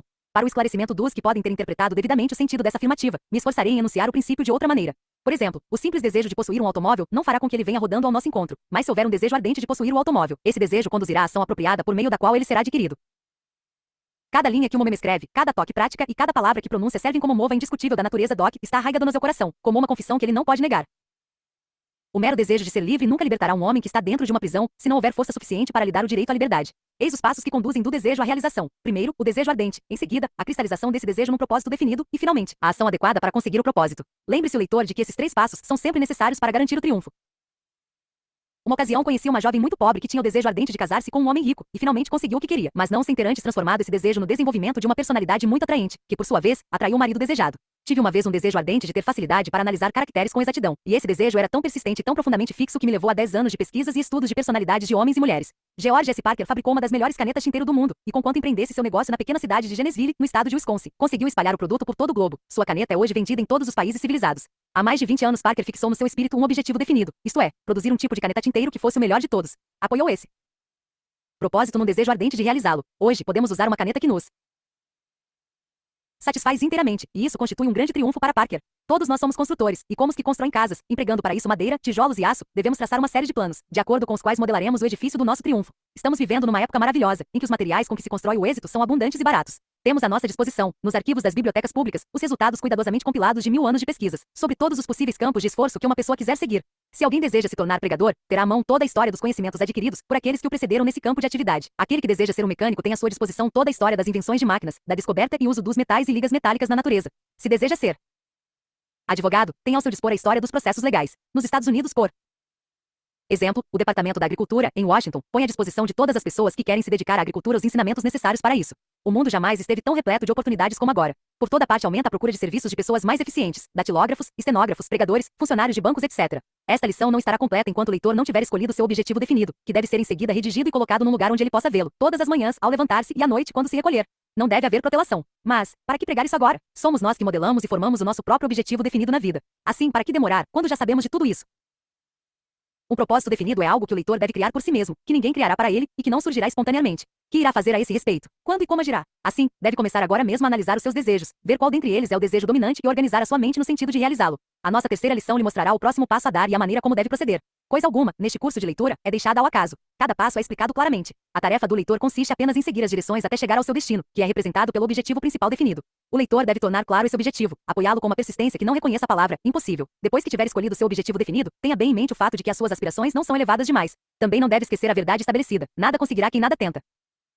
Se o nosso objetivo na vida é vago, nossas realizações também o serão, e podemos acrescentar, serão bem escassas. É preciso saber o que se quer, quando e como se espera alcançar o que se quer. Os professores e estudantes de psicologia conhecem tão bem essa fórmula como conhecem a fórmula QQPC, isto é, que, quando, porquê e como. Esta lição deve ser lida 4 vezes, com intervalos de uma semana. A quarta leitura, o leitor verá muita coisa que lhe escapou à primeira. O êxito em dominar o curso e em fazer com que ele produza benefícios depende em grande parte, ou talvez inteiramente, da maneira de seguir todas as instruções nele contidas. Não tente, leitor, estabelecer regras pessoais para o estudo. Siga as que são dadas nas lições, pois são o resultado de anos de experiência e meditação. Se deseja fazer experiências, espere até dominar o curso e a maneira sugerida por nós. Estará então em condições de fazer uma experiência com mais possibilidades de êxito. Até lá, contente-se em seguir as lições. Você se tornará, esperamos, tanto professor como estudante, depois de haver seguido o curso até o ponto de dominá-lo inteiramente. Se seguir as instruções dadas aqui como guia dos que fazem o curso, não há possibilidade de fracasso. Instruções para a aplicação dos princípios da segunda lição. Por meio da primeira lição, o leitor se familiarizou com o princípio de psicologia conhecido por Mastermind. Está agora pronto para usar esse princípio como um meio de transformar em realidade o seu objetivo principal definido. De certo, já lhe ocorreu pensar na inutilidade que seria para qualquer pessoa possuir um objetivo principal definido na vida, e não contar com os meios práticos de torná-lo realidade. O primeiro passo deve ser a escolha do objetivo principal. O passo seguinte consiste em redigir de maneira clara e concisa esse objetivo. Em seguida, deverá ser feita uma declaração por escrito, descrevendo-se o plano ou planos por meio dos quais se pretende atingir o que se tem em mente. O passo seguinte e final consiste na formação de uma aliança com uma ou mais pessoas, que cooperarão conosco na condução desses planos e na transformação do objetivo principal em realidade. O propósito dessa aliança é empregar a lei do Mastermind, em apoio aos nossos planos. Devemos fazer essa aliança apenas com pessoas que se interessem sinceramente por nós. Tratando-se de pessoa casada, o esposo ou a esposa deve estar entre os membros da aliança, contanto que existam no casal condições normais de confiança e simpatia. Outros membros da aliança poderão ser os pais, os irmãos e as irmãs ou alguns amigos mais íntimos. Sim, ele triunfou, mas quase fracassou. Assim aconteceu com Robert Tutton, Abraham Lincoln e quase todos os homens que são apontados como tris. Homem algum já conseguiu grande êxito na vida semestar, uma vez ou outra, pendendo à beira do abismo do fracasso. Se se trata de uma pessoa solteira, o seu amado ou amada, caso exista, deve ser um dos membros da aliança. Isso não é uma brincadeira. O leitor que seguir o curso está estudando uma das leis mais poderosas da mente humana, e atenderá melhor aos seus próprios interesses se seguir séria e cuidadosamente todas as regras aqui estabelecidas, mesmo que não esteja seguro do ponto a que elas o conduzirão. Todos os que se juntarem à pessoa para a formação da aliança no propósito de ajudá-la a construir um mastermind devem assinar, juntamente com o interessado, a declaração sobre o objetivo principal definido. Cada membro da aliança deve estar inteiramente de acordo com aquele com quem se alia e simpatizar muito com ele. Cada qual receberá uma cópia da declaração do objetivo principal definido. Mas é preciso ser cuidadoso na escolha, pois o mundo está cheio de pessoas céticas e será para nós de grande proveito não permitir nunca que tais pessoas se aproximem demasiadamente de nós, zombando das nossas ideias e ambições. O que necessitamos é de auxílio e estímulo afetuoso, e não de zombarias e dúvidas. Se é uma pessoa crente, encontrará vantagem em fazer do seu propósito definido o objeto das suas preces, uma vez por dia ou mais, se for necessário. Acreditando-se na existência de Deus que pode ajudar, e que efetivamente ajuda, todos aqueles que buscam realizar um trabalho construtivo no mundo, podem ficar certos de que têm o direito de dirigir-lhe também o seu pedido para que os auxilie nessa cruzada para a realização do que encerra tudo o que há de real para si na vida. Se os que foram convidados para entrar na aliança acreditam no poder das preces, não nos esqueçamos de lhes pedir também que incluam o objetivo da aliança nas suas orações cotidianas. Chegamos agora a uma das regras mais essenciais do curso. O leitor deve conseguir que um ou todos os membros do grupo a que se aliou declarem, em termos francos e positivos, que estão certos de que ele poderá realizar e realizará o seu principal objetivo definido. Essa afirmativa ou declaração pode ser repetida pelo menos uma vez por dia. Todos esses passos devem ser seguidos com persistência, animados pela fé inabalável de que conduzirão a pessoa até onde ela deseja chegar. Não basta seguir esses planos apenas durante alguns dias ou semanas e em seguida interrompê-los. O processo deve ser seguido até que a pessoa alcance o seu objetivo definido, seja qual for o tempo necessário para isso. De vez em quando poderá ser preciso mudar os planos adotados para a realização de um objetivo principal definido. Façam-se essas modificações sem hesitação. Nenhuma criatura humana é dotada de capacidade de previsão suficiente para formular planos que não precisem de mudanças e adaptações.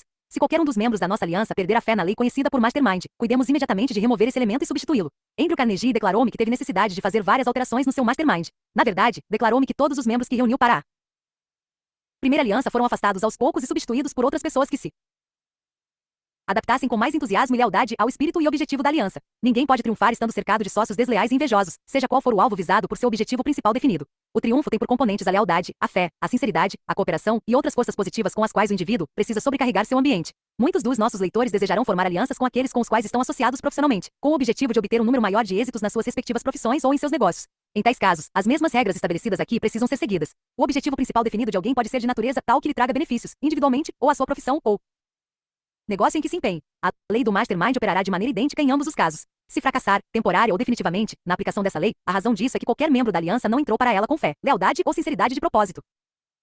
A falta de uma visão ampla tem levado muitos homens a fazer uma só coisa durante toda a vida.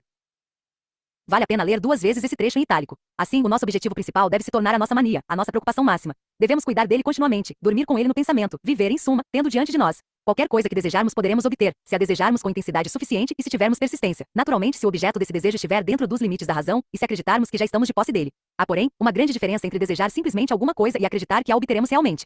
A falta de compreensão dessa diferença tem sido causa de fracasso para milhões de pessoas. Os realizadores são aqueles que acreditam em todos os setores da vida. Aqueles que acreditam que podem alcançar o seu objetivo principal definido, não reconhecem a palavra impossível, nem se importam com as derrotas temporárias, pois Sabem que estão caminhando para o triunfo e se um plano fracassa, logo substituem. Por outro, todas as realizações notáveis encontram sempre obstáculos antes de se tornarem uma realidade. Edison fez mais de 10.000 experiências antes de conseguir realizar o seu primeiro disco de fonógrafo, que tinha gravadas as seguintes palavras: Mary tinha um cordeirinho. Há uma palavra que, juntamente com essa lição, nunca deve sair do pensamento do leitor. Essa palavra é persistência. O leitor está agora de posse do abre-te, sésamo para suas realizações. Basta abrir a porta do templo do conhecimento e entrar. Mas deve ir a ele. Ele não virá ao seu encontro. Se essas leis forem novas para os leitores que seguem o nosso curso, a ida ao templo não será fácil no começo. Eles tropeçarão, a princípio, mas devem prosseguir. Em breve chegarão ao alto da montanha que procuram atingir e contemplarão nos vales, embaixo, o rico estado do saber, que constituirá sua recompensa pela fé e pelos esforços que empregaram.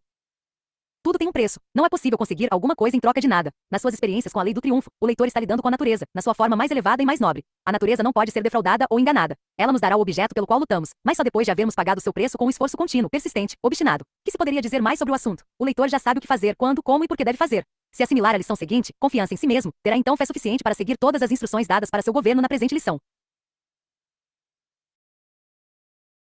Senhor dos destinos humanos eu sou. Fama, amor e fortuna aos meus pés esperam. Ando por cidades e campos. Atravesso desertos e mares remotos. Passo por choupanas, mercados e palácios. Tarde ou cedo bato espontaneamente, uma vez em cada porta. Se estáis dormindo, despertai. Se estáis em festins, levantai-vos antes da minha saída. É a hora do destino, e os que me seguem alcançam todos os estados que os mortais desejam, e vencem todos os inimigos, exceto a morte. Mas os que duvidam ou hesitam, condenados ao fracasso, penúria e aflição, procuram-me em vão e imploram debalde. Eu respondo, não, e não volto nunca mais. Engaus asterisco asterisco. Notas. Asterisco espécie de gravador onde se gravam fonograficamente cartas ditadas ou qualquer outro texto oral, para que sejam posteriormente transcritos, datilografados ou digitados. N daí.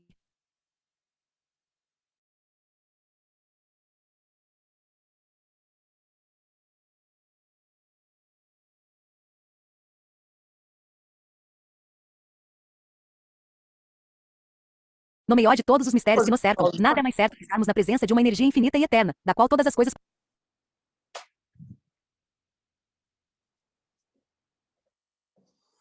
Uau! E aí? Qualquer semelhança é mera coincidência? Hã? O que você tem para dizer, dona Luzia Solange? Olha, a Luciana está aqui também conosco. Foco. Você tem... Os grandes mestres da obra começam e terminam mal. Hã? Os grandes mestres da história começam e terminam. Focaram-se num produto e seguiram até o fim. Só que hoje em dia é a diversidade de produtos. As pessoas não vão ficar focadas só no produto, mas quando começa, termina, né? Começa, inicia um projeto e começa um outro. A gente pode pensar no ramo de negócio, né? Mas tudo bem. É mais dinâmico do que um século atrás, isso está dizendo. O que mais você extraiu aí? O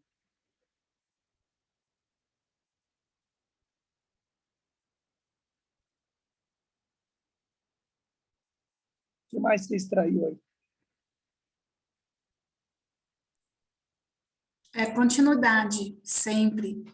Imagina se os irmãos Wright lá tivessem desistido do avião.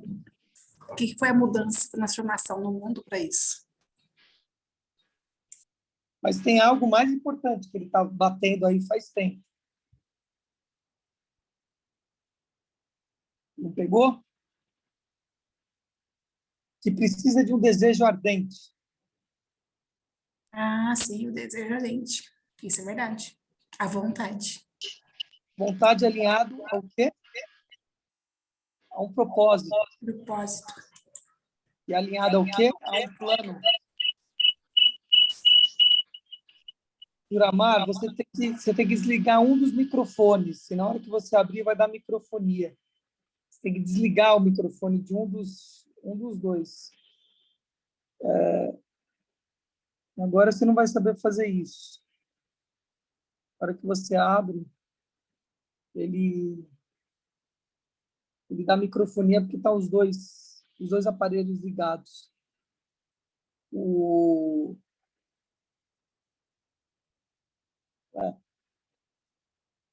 No celular, se você clicar na tela do celular, Juramar, você vai ver um mais embaixo à direita.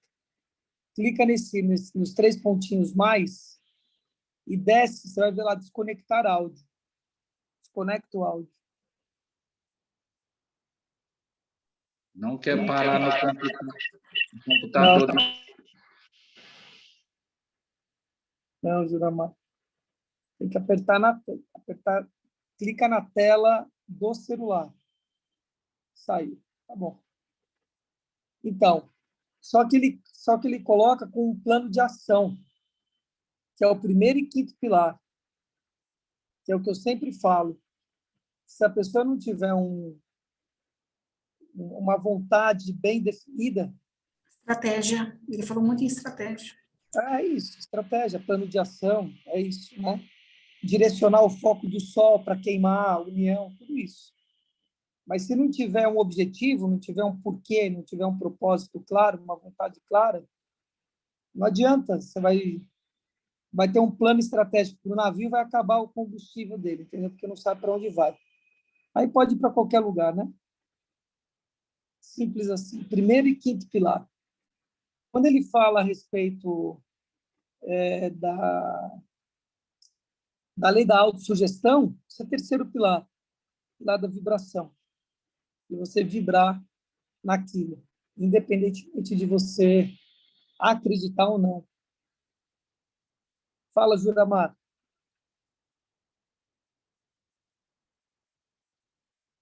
Agora não está pegando nada você aí, hein? Não estamos escutando. Se você está falando, nós não estamos te escutando. Não estamos escutando. Faltam muitas páginas? Faltam muitas páginas? Não verifiquei agora. Já eu mando para você no WhatsApp. Tá bom. Mas acho que falta bastante ainda, viu? E agora ele está falando a respeito, ele começa a falar do sexto pilar, que é você se empoderar da ideia. Da autoestima, de você acreditar naquilo. Ele vai falar a respeito disso agora. Então vamos continuar.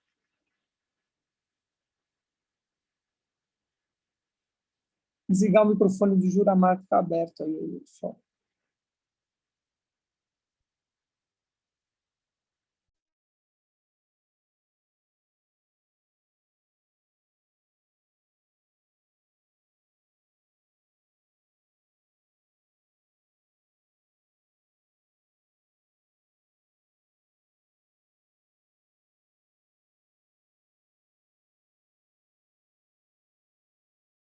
No maior de todos os mistérios que nos cercam, nada é mais certo que estarmos na presença de uma energia infinita e eterna, da qual todas as coisas procedem. Herbert Spencer underline underline underline underline underline underline underline underline underline underline underline underline underline underline underline underline.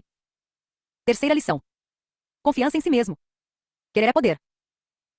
Antes de entrar em contato com os princípios fundamentais, sobre os quais repousa esta lição, será útil para o leitor não esquecer o fato de que tais princípios são práticos, que são o produto de 25 anos de pesquisas e que tiveram a aprovação dos mais eminentes cientistas do mundo, os quais submeteram à experiência todos os princípios aqui expostos. O ceticismo é um inimigo mortal do progresso e do desenvolvimento individual. O leitor poderia muito bem, ao chegar a esta lição, pôr de lado o livro e pensar que este curso foi escrito por algum teórico de cabelos compridos, que nunca fez experiência com os princípios sobre os quais baseia os seus ensinamentos. Por certo, a nossa era não comporta o ceticismo, pois nela foi descoberto e dominado um número maior de leis da natureza do que em toda a história da raça humana.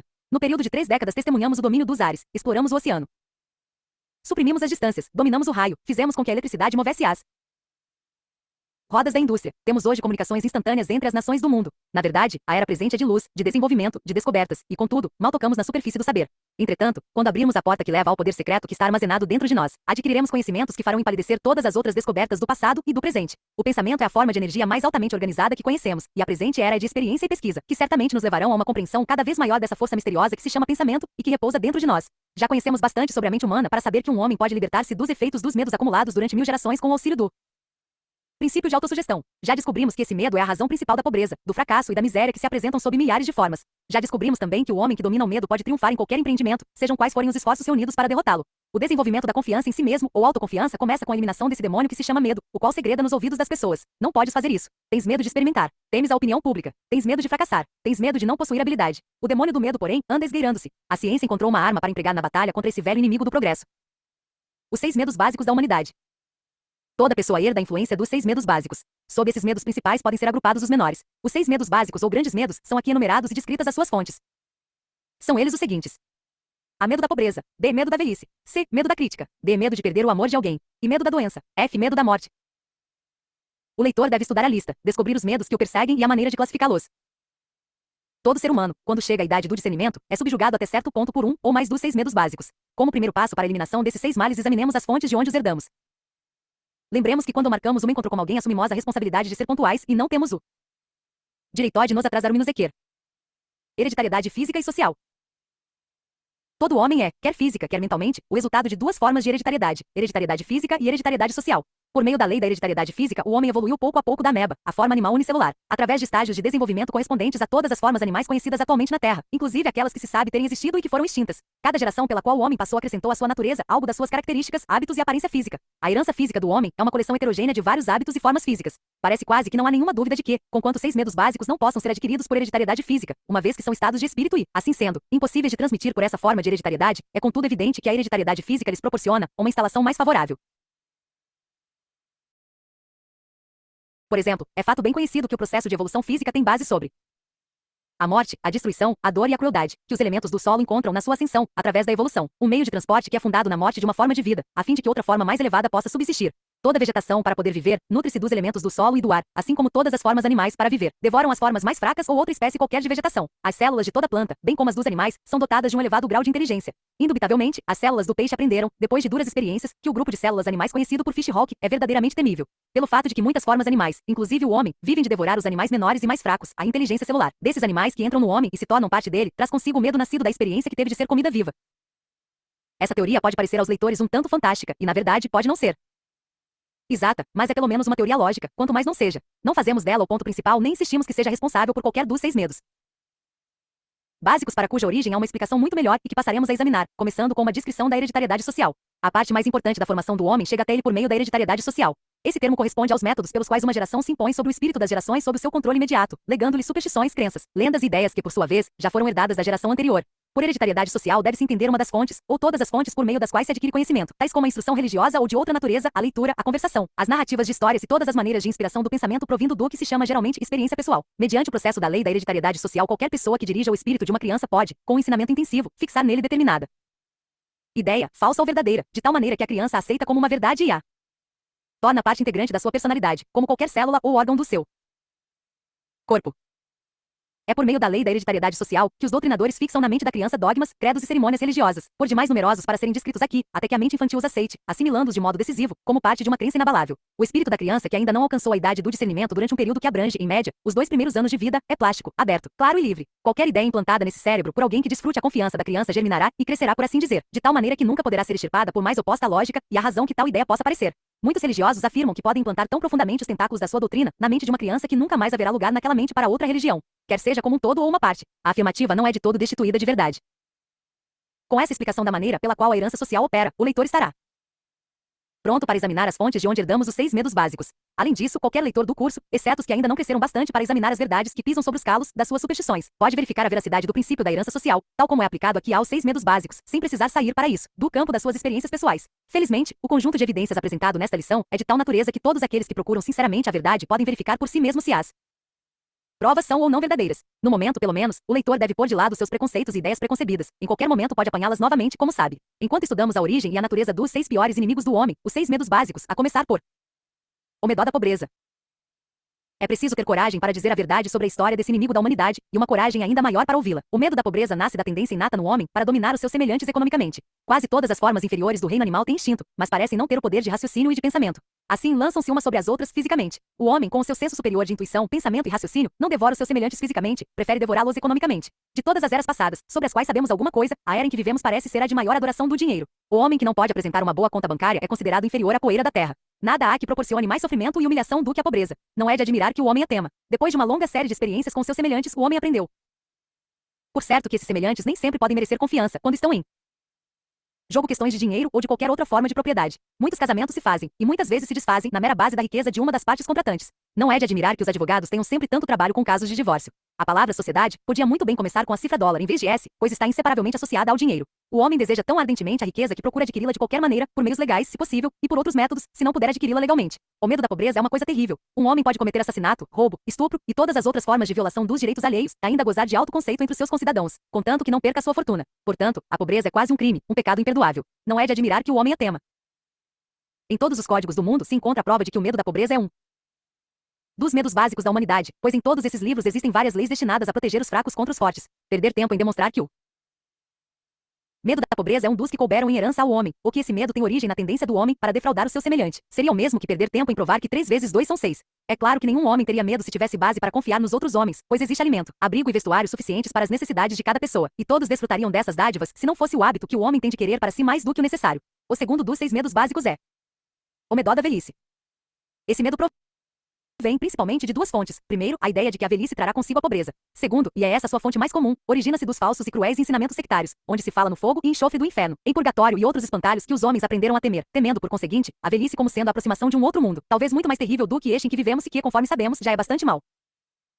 Em cada alma foi depositada a semente de um grande futuro, mas a semente nunca germinará, muito menos atingirá a maturidade, se não se tornar útil e não desenvolver prática.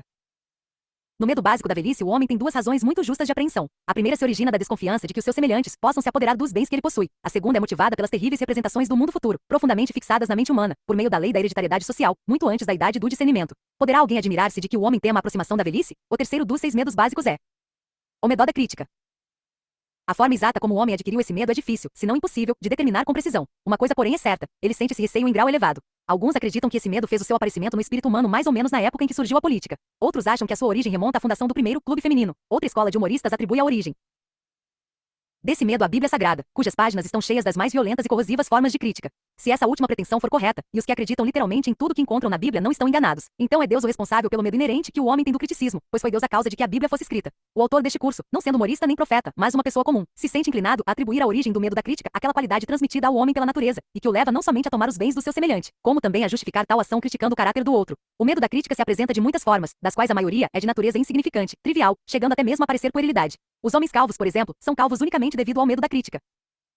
Ficam carecas em consequência do uso de chapéus apertados que impedem a circulação natural na raiz do cabelo. Os homens usam chapéus não porque deles necessitem para o seu conforto, mas somente porque todo mundo usa. Aquele que não usasse poderia atrair a crítica. As mulheres dificilmente ficam calvas, ou seus cabelos rareiam, pois usam chapéus bem frouxos, que se destinam a ser mero ornamento. Não se deve, porém, depender daí que o sexo frágil esteja isento do medo da crítica no que se refere a chapéus. Peça-se, por exemplo, a uma mulher que saia com um chapéu fora de moda. Os fabricantes de roupas de toda espécie não demoraram em capitalizar esse medo básico da crítica, que persegue a humanidade inteira. Em cada estação mudam a moda e os estilos conforme todos observam. Quem dita a moda? Certamente não é o consumidor, e sim o fabricante. Por que razão eles mudam os estilos com tanta frequência? Evidentemente com o intuito de vender mais. Pela mesma razão, os fabricantes de automóveis, com raríssimas exceções, apresentam todos os anos novos modelos. O fabricante de roupa sabe muito bem como o homem se sente mal usando uma roupa fora da moda, ou que todo mundo já está usando. Não é verdade? A nossa própria experiência não nos mostra isso? Descrevemos a maneira como a humanidade se comporta sob a influência do medo da crítica, no que se refere às coisas insignificantes. Examinemos agora o comportamento humano em face desse medo, em assuntos mais importantes. Tomemos, por exemplo, qualquer pessoa que tenha chegado à idade da maturidade mental, 35 a 45 anos como média geral. Se pudéssemos ler no espírito dessa pessoa, verificaríamos uma descrença muito acentuada e uma rebelião contra a maioria das fábulas ensinadas pelos mentores religiosos. O medo da crítica é poderoso. Houve um tempo, que não vai muito longe, em que a palavra descrente significava ruína para qualquer pessoa a que fosse aplicada. Parece, portanto, que o medo da crítica tem amplas razões para existir. O quarto medo básico é: feliz daquele que aprende a diferença que há entre uma derrota temporária e um fracasso. Mais feliz ainda será se aprender que a semente do triunfo está adormecida em cada derrota que experimenta. O medo de perder o amor de alguém. A fonte que deu origem a esse medo pode ser descrita em poucas palavras, pois é mais que evidente que ela nasceu do costume adquirido pelo homem de roubar a mulher do próximo, ou pelo menos, dar-se a liberdades com elas ocultas do Senhor, e, dono legítimo. Todos os homens são por natureza polígamos. Essa verdade será sem dúvida contestada pelos que já são idosos demais para ter uma vida sexualmente ativa, de maneira normal, ou que tenham por uma razão qualquer perdido o conteúdo de certas glândulas que são responsáveis pela tendência do homem para a pluralidade do sexo oposto. Quase não há mais dúvidas de que o ciúme, e todas as outras formas semelhantes de demência precoce mais ou menos branda originam-se do medo básico de perder o amor de alguém. De todos os loucos sãos estudados por nós, o caso de um homem que tinha ciúmes de uma mulher foi o mais estranho, o mais singular. Tivemos apenas uma experiência desse gênero, mas aprendemos com ela o bastante para nos autorizar a declarar que o medo de perder o amor de alguém é um dos mais lastimáveis ou talvez o mais lastimável dos 6 medos básicos. E parece razoável acrescentar que tal medo produz mais devastações no espírito de um homem do que qualquer dos outros medos básicos, pois, muitas vezes, conduz o indivíduo às formas mais violentas de loucura permanente. O quinto medo básico é o medo da doença. Esse medo tem a sua origem em grande parte nas mesmas fontes de que derivam os medos da pobreza e da velhice. O medo da doença está sempre intimamente associado com esses 2 últimos medos, pois também conduz à fronteira do mundo de horrores que o homem não conhece, mas do qual ouve falar em histórias assustadoras. O autor tem fortes razões para desconfiar de que os indivíduos empenhados na venda de métodos para a conservação da saúde muito têm contribuído para conservar bem vivo, no espírito humano, esse medo da doença. Desde as épocas mais remotas do mundo, tem conhecido as mais diversas formas terapêuticas. Se um indivíduo ganha a vida com essa profissão, é mais que lógico que empregará todos os meios para persuadir o público de que os seus serviços são necessários. Assim, é muito natural que a humanidade herdasse o medo da doença. O sexto e último medo básico é o medo da morte.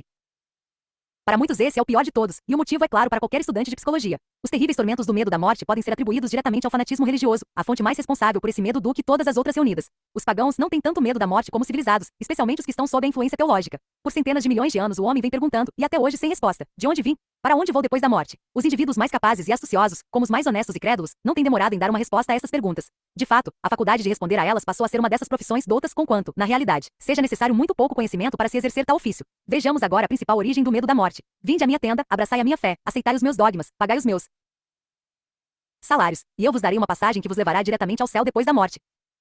Diz um chefe de seita religiosa: permanecei fora da minha tenda, diz o mesmo chefe, e ireis diretamente para o inferno, onde sereis atirados no fogo eterno. Conquanto, na verdade, o diretor espiritual escolhido não tenha poder para providenciar esse salvo-conduto para o céu, nem também para, na falta dele, mandar o infeliz para o inferno, esta última possibilidade parece tão terrível que se fixa no espírito do indivíduo e cria esse medo dos medos, o terror da morte. Na verdade, nenhum homem sabe ou soube jamais como são o céu e o inferno, nem mesmo se tais lugares existem, e essa falta de um conhecimento decisivo abre as portas do espírito humano ao charlatão, que entra e controla inteiramente o pensamento com as mais variadas formas de magia, truques, fraudes, etc. A verdade é a seguinte, nem mais nem menos. Ninguém sabe nem soube jamais de onde viemos ou para onde vamos depois da morte. Qualquer pessoa que adiante soluções para tais enigmas está iludindo a si mesma, ou é um impostor consciente, que vive como parasita, abusando da credulidade humana. Diga-se de passagem, entretanto, em favor de tais pessoas, que a maioria delas não somente acredita que o céu existe, como também que os seus credos e fórmulas darão a todos os que abraçarem tais doutrinas livre acesso a ele. Essa crença pode ser resumida numa palavra: credulidade. Os religiosos afirmam geralmente de modo peremptório que a nossa civilização deve a sua existência ao trabalho realizado pelas igrejas. Não acreditamos muito na veracidade de tal afirmativa. Não é verdade. Não pode ser verdade que a civilização tenha nascido dos esforços da igreja e dos credos organizados. Se tomarmos a palavra civilização como significando as leis naturais, as muitas invenções herdadas pela época atual. Se os teólogos pretendem ter tido a sua parte em todas as descobertas feitas pela humanidade, formulamos aqui o nosso protesto. Não basta declarar que a hereditariedade social é o método pelo qual o homem reúne todo o conhecimento que lhe chega por meio dos 5 sentidos. É preciso acentuar também a maneira pela qual age a herança social, nas suas diferentes aplicações, para dar assim ao leitor maior compreensão da lei. Comecemos por algumas das formas mais inferiores da vida animal, e examinemos a maneira pela qual elas são afetadas pela lei da hereditariedade social. Pouco depois de começar a examinar as principais fontes de onde o homem tira os conhecimentos que fazem dele um ser superior, descobri, há cerca de 30 anos, um ninho de galinhola, localizado de tal maneira que a fêmea podia ser vista de uma distância considerável quando estava no ninho. Com o auxílio de um binóculo, observei o pássaro atentamente, até o dia em que os filhotes romperam a casca dos ovos. Desejando ver o que aconteceria, aproximei-me do ninho. O pássaro permaneceu perto, até que cheguei a uma distância de 3 a 4 metros. Então, arrepiou as penas, estendeu uma perna sob a asa, fingindo estar ferida. Conhecendo um pouco os ardis dos pássaros quando têm filhotes, não a segui, e pelo contrário, dirigi-me ao ninho para observar os pequenos. Sem o menor sinal de medo, todos me olharam movendo a cabecinha para um lado e outro. Aproximei-me ainda mais e apanhei um deles. Ainda sem mostrar sinais de medo, o pássaro ficou na palma da minha mão. Coloquei-o novamente no ninho e afastei-me, a fim de dar à mãe ocasião para voltar. Não tive de esperar muito. O pássaro começou a trilhar cautelosamente o seu caminho, até que, chegando perto do ninho, endireitou a asa, andou o mais rapidamente possível, produzindo uma espécie de som semelhante ao que emite uma galinha quando encontra um pouco de comida e começa a chamar os pintinhos. Reuniu os filhotes em torno de si, e continuou a bater as asas e a arrepiar as penas. Era como se estivesse dando aos filhotes a primeira lição de defesa própria. Vocês são os tolos, parecia dizer. Deviam envergonhar-se pelo fato de terem estado na palma da mão de um homem. Admiro-me de que ele não os tivesse levado e comido vivos. A próxima vez que virem um homem caminhando na direção de vocês, tratem de fugir. Saltem para o chão, escondam-se, até que o inimigo tenha desaparecido. Atentos, os filhotes pareciam ouvir a lição com grande interesse. Depois a mãe pareceu acalmar-se e tentei aproximar-me novamente do ninho. Quando estava a uns 6 metros de distância, a galinhola repetiu a farsa e saiu saltitando como se estivesse tropega. Olhei para o ninho, mas os filhotes já não estavam nele. Tinham aprendido depressa a evitar o inimigo, graças ao seu instinto. Quando eu era criança, consegui uma vez pegar um corvo e domesticá-lo. O pássaro depressa se habituou ao ambiente doméstico e aprendeu a fazer várias coisas que denotavam bastante inteligência. Quando cresceu o suficiente para poder voar à vontade, foi-lhe dada a liberdade de ir para onde entendesse. Muitas vezes passava horas inteiras fora de casa, mas voltava antes do escurecer. Um dia, alguns corvos selvagens entraram em luta com um mocho num campo nas proximidades da casa. Logo que o pássaro ouviu crocitar dos seus irmãos selvagens, voou para o telhado, e em grande agitação, voejava de um lado para outro. Finalmente, bateu as asas em direção ao local da batalha. Acompanhei-o, curioso para ver o que iria acontecer. Pouco depois, deparei com meu corvo pousado no galho mais baixo de uma árvore. 2 corvos selvagens estavam um pouco mais acima, crocitando e voejando agitados, como pais que estivessem ralhando com um filho que não se comportasse bem. Quando me aproximei, os 2 corvos selvagens voaram. Um deles descreveu vários círculos em torno da árvore, soltando gritos que deviam significar palavras irritadas, dirigidas ao corvo domesticado, que não tinha querido acompanhá-los. O meu corvo voltou à noite, como costumava, mas não se aproximou muito da casa. Pousou num galho de macieira, e lá, na sua linguagem, dizia naturalmente consigo mesmo que decidirá voltar à vida livre. Alguns dias depois, desaparecia para nunca mais voltar. A hereditariedade social roubara-me assim o corvo de estimação. O meu único consolo foi a ideia de que ele tivera a delicadeza de voltar para avisar que ia embora. Muitos trabalhadores de fazendas vão embora sem fazer nem mesmo isso. É fato bem conhecido que as raposas pegam todas as espécies de galináceos e animais pequenos, respeitando apenas os gambás. Não é preciso dizer a razão pela qual o gambá goza de tal imunidade. Uma raposa pode pegar um gambá uma vez, mas nunca repetirá a façanha. Por esse motivo, uma pele de gambá pregada no galinheiro afasta dele as raposas, exceto as novas e inexperientes. O cheiro do gambá, uma vez sentido, é coisa que nunca mais se esquece. Nenhum outro mau cheiro lhe pode ser comparado, mesmo de longe. Todas as pessoas bem informadas a esse respeito sabem que raposas e gambás nunca se abrigam na mesma cova. Uma rã pode ser fisgada no anzol com um pedacinho de pano vermelho ou qualquer outro objeto da mesma cor servindo de isca. Isto é, a rã pode ser apanhada. Dessa maneira, somente se for fisgada logo da primeira vez que avançar para a isca, mas se escapar, nunca mais cometerá o mesmo erro. De uma feita, gastei horas seguidas tentando fisgar uma rã que deixará escapar. Mas nesse tempo, eu não compreendia que o princípio da hereditariedade social é capaz de, por meio de uma única lição sobre esse princípio, ensinar até mesmo a uma humilde rã que deve evitar morder pedacinhos de tecido vermelho. Tive um cão a heredar que me causou inúmeros aborrecimentos pelo hábito que adquiriu de chegar sempre em casa com um pintinho na boca. Cada vez que isso acontecia, o pintinho era retirado da boca do cão, o qual era rigorosamente castigado, mas sem nenhum resultado, pois ele continuava a devastar os galinheiros. Com o objetivo de poupar o animal e aproveitando também a ocasião para fazer uma experiência com a lei de hereditariedade social, mandei-o para a fazenda vizinha, onde havia uma galinha com pintinhos bem novos. A galinha foi posta no celeiro, juntamente com o cachorro. Ficando só, ele dirigiu-se vagarosamente para a galinha, farejou para ver se era da sua qualidade preferida, e atirou-se a ela. A ave, que estava atenta, preparou-lhe uma recepção como ele nunca tivera, bater de asas, bicadas vigorosas, etc. O primeiro round foi decididamente ganho pela galinha, mas uma galinha gorda, pensava o cachorro, não poderia libertar-se das suas patas com tanta facilidade. Portanto, retrocedeu um pouco e em seguida atacou novamente. Dessa vez a galinha saltou sobre as suas costas, arranhando-o e dando-lhe fortes bicadas. O cachorro recuou para o seu canto, como se estivesse ouvindo a campainha para dar por terminado mais um round, até que ele se refizesse. Mas a sua adversária não perdeu tempo em deliberações, pois parecia conhecer o valor da ofensiva. Enquanto perseguia o pobre Eredale, de um canto para outro, cacarejava zangada, dando a impressão de uma mãe que tivesse sido levada a defender os filhos pequeninos de um ataque de crianças mais crescidas. O cachorro era um fraco. Depois de correr de um canto para o outro do celeiro, durante cerca de 2 minutos, estendeu-se no chão, procurando defender da melhor maneira que pôde os olhos com as patas, pois a galinha parecia principalmente interessada em atingi-los. O dono da galinha entrou então no celeiro e salvou-a, ou falando com mais acerto, salvou o cão que de maneira alguma parecia desaprová-lo. N.O. estranhou que temamos mais aquilo que nunca acontece? Destruímos nossa iniciativa, com medo da derrota, quando, na realidade, a derrota é o mais útil tonicô e deve ser aceita como tal. No dia seguinte, puseram um pinto no celeiro com o cachorro. Logo que este o viu, pôs a cauda entre as pernas e correu para um canto. Nunca mais tentou apanhar um pinto. Uma lição sobre a hereditariedade social por meio do sentido do tato foi suficiente para ensinar-lhe que, conquanto caçar pintos fosse uma coisa divertida, poderia também trazer-lhe muitos dissabores. Todos esses exemplos, com exceção do primeiro, descrevem o processo de adquirir conhecimento por meio da experiência direta. Observe-se a diferença acentuada que há entre conhecimento adquirido pela experiência direta e conhecimento alcançado por meio da educação dos jovens pelos mais velhos, como no caso da galinhola e seus filhotes. As lições impressionantes são as que os jovens recebem por meio de métodos emocionais. Quando a galinhola estendeu a asa como se estivesse ferida e tropega, e fez ouvir aqueles piados aflitivos, implantou nos seus filhotes o terror do homem, de uma maneira que eles jamais esqueceriam. O termo hereditariedade social, tal como é empregado de acordo com esta lição, está particularmente relacionado com os processos por meio dos quais se implanta no espírito da criança uma ideia, um dogma, um credo, uma religião ou sistema de moral, por intermédio dos pais ou dos que têm autoridade sobre ela, antes de atingir a idade do raciocínio e de poder refletir a sua maneira sobre tal ensinamento. Existem miríades de formas de medo, mas nenhuma é tão funesta como o medo da pobreza e o da velhice. Fazemos dos nossos corpos escravos porque temos medo desses dois males, assim, procuramos juntar dinheiro para a velhice. Essa forma de medo tem tanta força sobre nós que submetemos o nosso corpo a um esforço desmedido e nos acontecem justamente as coisas que procuramos evitar. Observe-se um homem, ao entrar na casa dos 40 anos, a idade da maturidade mental. Que tragédia! Entretanto, é aos 40 anos que o homem começa a assimilar os ensinamentos da natureza, tal como aparecem nas florestas na fisionomia das criaturas humanas. Porém, o demônio do medo nos impele com tanta violência que nos torna cegos e nos perdemos no emaranhado dos desejos que estão em conflito. Perdemos de vista o princípio do esforço organizado, e em vez de conservar as forças da natureza, que nos rodeiam e nos podem levar a grande altura, as desdenhamos e elas se tornam, assim, forças destruidoras. Entre as forças da natureza, talvez não haja uma tão proveitosa para o desenvolvimento do homem como o princípio da autossugestão, porém a ignorância dessa força leva a maioria dos homens a aplicá-la de tal modo que ela passa a operar como um obstáculo, e não como um auxílio. Enumeremos alguns fatos que demonstram a maneira como se faz uma aplicação dessa grande força da natureza. Um homem que fica decepcionado com um amigo que lhe foi falso passa a concluir, por meio do princípio da autossugestão, que nenhum homem lhe merece mais confiança. Esses pensamentos se fixam de tal modo no seu subconsciente que ditam inteiramente a sua atitude para com os outros. Voltemos agora ao que foi dito na segunda lição, sobre os pensamentos dominantes no cérebro humano e que atraem aqueles cujas ideias são iguais. Apliquemos a lei da atração e em breve veremos por que o descrente atrai o descrente. Apresentemos mais um exemplo. Um homem vê sempre apenas o que há de melhor naqueles com os quais entra em contato. Se os seus amigos se mostram indiferentes, ele não dá a menor importância a isso, pois decidiu consigo mesmo encher o espírito com pensamentos otimistas, entusiastas e cheios de fé nas outras pessoas. Se alguém lhe fala com aspereza, responde com delicadeza. Por meio da mesma eterna lei da atração, chama para si a atenção de pessoas cujo teor de vida e pensamento se harmonizam com os seus. Traçamos mais um exemplo do mesmo princípio. Temos aqui um homem bem educado e que possui a habilidade de prestar alguns serviços de que o mundo necessita. Ouviu dizer uma vez que a modéstia é uma grande virtude e que se colocar na frente, no palco da vida, é egoísmo. Silenciosamente dirigiu-se para o pano de fundo, enquanto os outros atores da grande comédia da vida passaram ousadamente para a frente. Colocará-se atrás porque temia o que os outros poderiam dizer.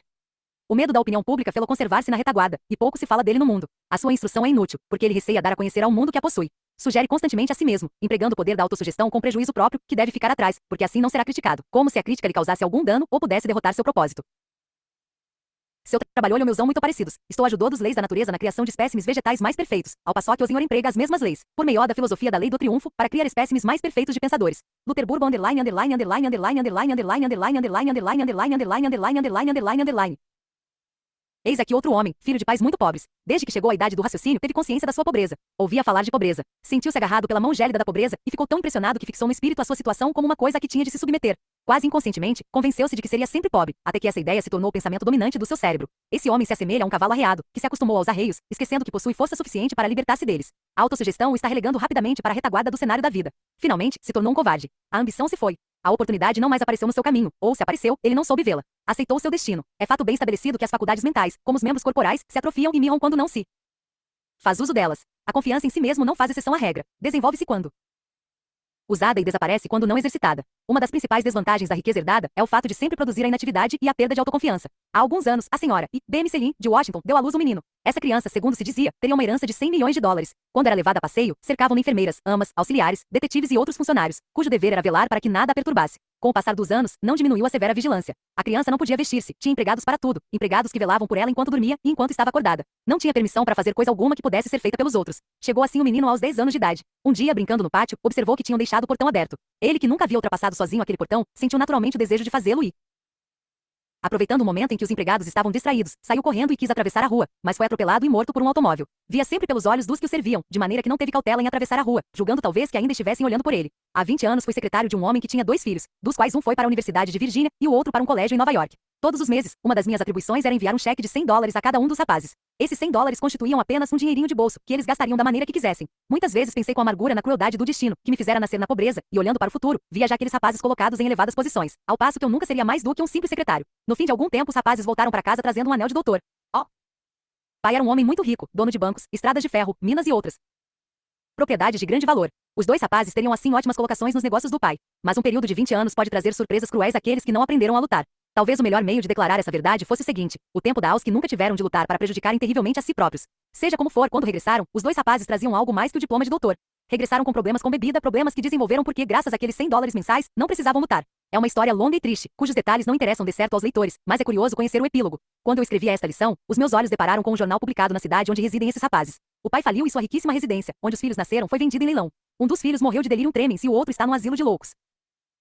Nem todos os filhos de homens ricos se tornam tão infelizes, mas, seja como for, permanece o fato de que a inatividade sempre conduz à atrofia, e essa, por sua vez, gera falta de ambição e de confiança em si mesmo. Sem essas qualidades essenciais, um homem será carregado durante toda a vida nas asas da incerteza, da mesma maneira que uma folha seca é levada ao sabor dos ventos contrários. Longe de ser uma desvantagem, a luta pela vida é uma vantagem decisiva, pois serve para desenvolver todas as qualidades que se acham adormecidas no indivíduo e que sem ela jamais despertariam. Muitos homens só encontraram o seu lugar no mundo porque tiveram de lutar pela vida.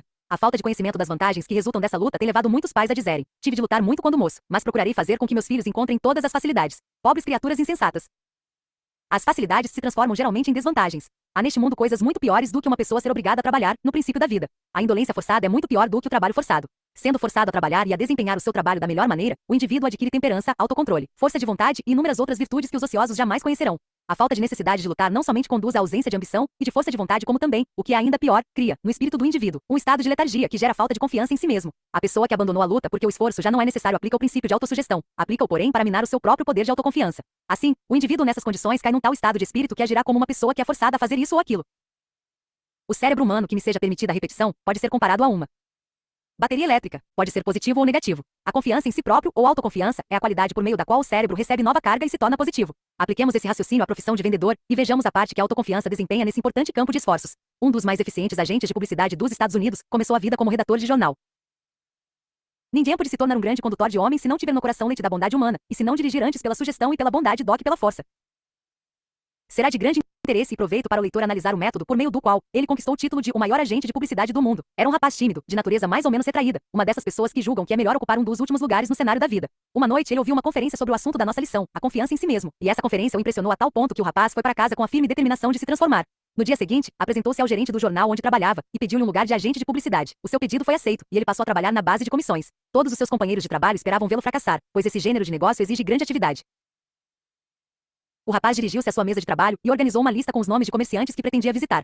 Naturalmente, os leitores estão pensando que ele organizou a lista com os nomes dos comerciantes que julgava encomendariam anúncios com mais facilidade, mas fez justamente o contrário. Pôs na lista apenas os nomes daqueles que os outros agentes de publicidade tinham visitado inutilmente. A sua lista consistia somente de 12 nomes. Antes de iniciar as visitas, dirigiu-se a um jardim público e leu os nomes mais de 100 vezes, repetindo sempre: "O senhor me encomendará anúncios antes do fim do mês." Começou então a fazer as visitas. No primeiro dia, encerrou a sua atividade com 3 dos 12 fregueses impossíveis. Durante o restante da semana conseguiu anúncios de mais 2. No fim do mês, havia feito negócio com os 12 comerciantes, com exceção de um. No mês seguinte não conseguiu anúncios, pois visitou apenas o comerciante que faltava. Todas as manhãs, ao abrir-se o escritório deste último, ia falar-lhe e recebia Invariavelmente um não. O comerciante sabia que não ia encomendar anúncios, mas o jovem teimava. Ao fim de um mês de respostas negativas, disse-lhe o comerciante: Veja, meu amigo, o senhor perdeu um mês inteiro procurando me convencer a pôr anúncios no seu jornal. Agora eu desejaria saber o motivo que o fez perder esse precioso tempo. Nada disso, respondeu o rapaz. Tenho frequentado um curso no qual o senhor é o professor. Agora conheço todos os argumentos que um comerciante pode apresentar para recusar anúncios. Além disso, adquiri mais autoconfiança. Nesse caso, retorquiu o comerciante, devo também confessar que estive tomando lições com o senhor. Recebi assim lições de persistência, que para mim valem ouro, e para demonstrar-lhe a minha gratidão vou pagar-lhe as aulas, autorizando um anúncio no seu jornal. Foi dessa maneira que nasceu a publicidade mais lucrativa do Philadelphia North American. Esse fato marcou também o início da transformação de um rapaz tímido num milionário. Esse rapaz venceu porque carregou deliberadamente o seu espírito com autoconfiança suficiente para torná-lo irresistível. Quando começou a redigir aquela lista de 12 nomes, fez algo que 99% das criaturas não fazem, selecionou os nomes dos que sabia serem difíceis de encomendar anúncios, pois que da resistência que encontrasse resultaria para ele força e autoconfiança. Foi uma das poucas pessoas que compreenderam que todos os rios, e alguns homens, são sinuosos porque seguem a linha da menor resistência. Farei aqui uma digressão. E interrompa a linha do meu pensamento por um instante, enquanto dou um conselho às esposas. Lembremos que essas linhas se destinam exclusivamente a elas, e assim sendo, não espero que os maridos também leiam o que vai escrito aqui. Tendo analisado mais de 16 mil pessoas, a maioria das quais casadas, aprendi alguma coisa que pode ser valiosa para as esposas. Transmitirei o meu pensamento nas seguintes palavras: as senhoras podem fazer com que os seus esposos saiam para o trabalho cotidiano, seja ele qual for, com uma sensação de autoconfiança que os conduzirá vitoriosamente através de todas as dificuldades que encontrarem durante o dia, e os fará voltar sorridentes e felizes ao lar à noite. Um dos meus velhos conhecidos casou-se com uma mulher que tinha dentes postiços. Um dia, a dentadura dela caiu no chão partindo-se. O marido pegou os 2 pedaços e começou a examiná-los com tamanho interesse que a esposa lhe disse: Você está tão interessado nisso que poderia fazer uma igual, se quisesse. Esse homem era um agricultor cujas ambições nunca tinham ido além da cancela do seu sítio, até o dia em que sua esposa lhe fez tal observação. A esposa ergueu-se e, pondo-lhe a mão no ombro, o animou a experimentar a profissão de dentista. Insistiu carinhosamente com ele, até que o convenceu. Esse agricultor é hoje um dos maiores dentistas do estado de Virgínia. Conheço bem, pois é meu pai. Ninguém pode prever as possibilidades de realizações que estão ao dispor de um homem que é apoiado pelo conselho da esposa, pois é fato conhecido que uma mulher pode despertar num homem capacidade para realizações sobre-humanas. É dever da leitora encorajar seu esposo e solicitar-lhe realizações sempre mais importantes, até que ele encontre seu lugar na sociedade. A esposa, mais do que qualquer outra pessoa, pode induzir um homem a empregar um esforço maior. Deve fazê-lo acreditar que nada, dentro da razão, está além das suas possibilidades, e terá prestado um auxílio inestimável para vencer a batalha da vida. Um dos homens que mais triunfo tem alcançado no seu campo de trabalho na América, acha que todo o seu sucesso é devido à sua esposa. Quando se casaram, ela escreveu um credo, que ele assinou e colocou sobre a sua secretária. Eis uma cópia do credo. Creio em mim mesmo, creio nos que trabalham comigo, creio no chefe, creio nos meus amigos, creio em minha família, creio que Deus me emprestará tudo o que eu necessito para triunfar, contanto que eu me esforce para alcançá-lo por meios lícitos e honestos.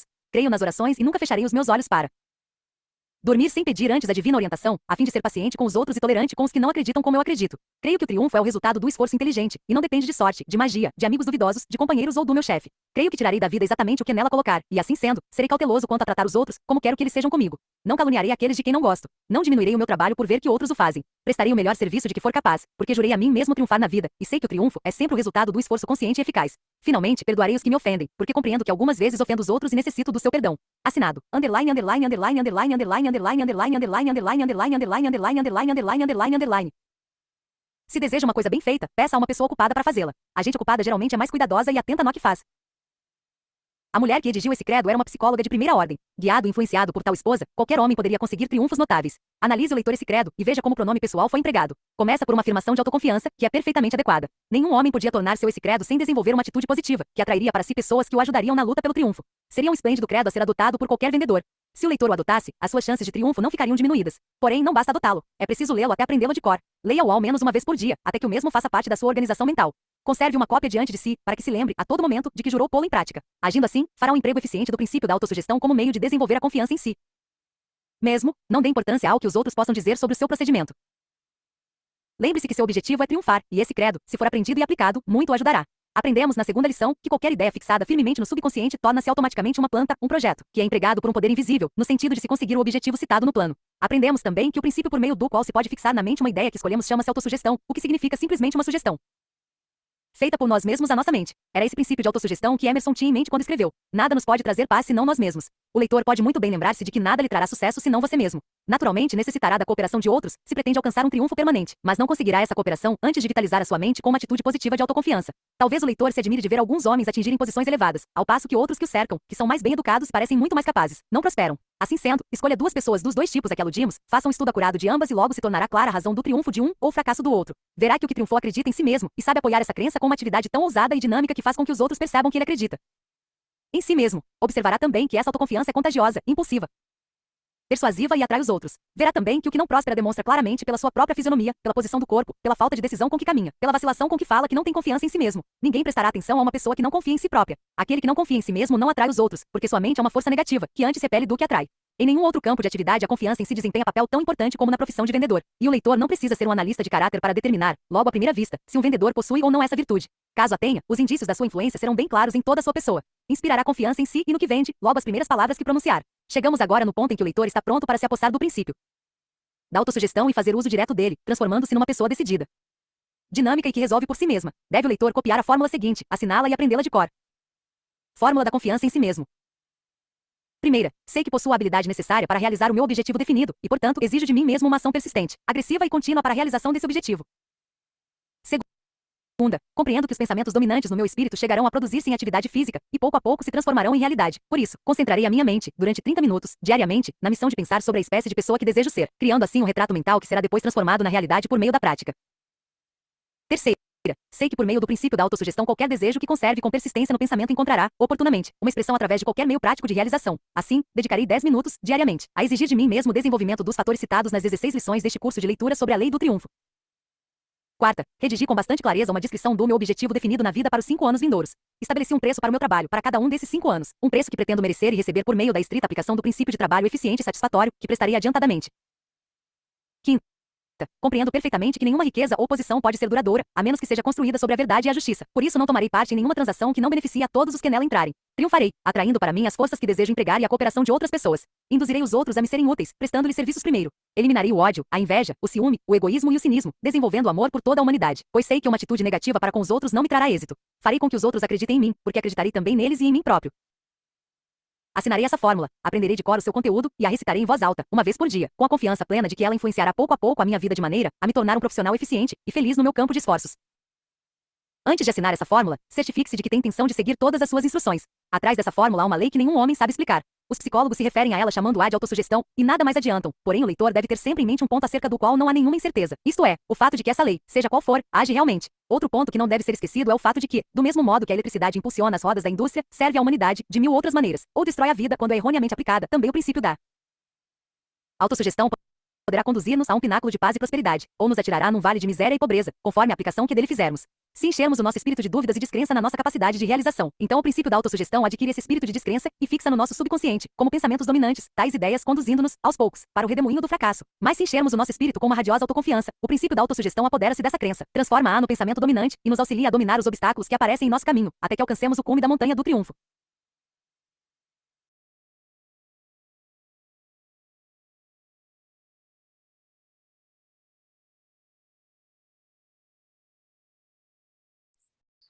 E só sobrou nós três.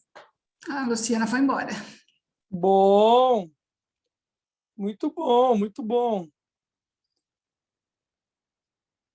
Esse livro ele é profundo, bem profundo.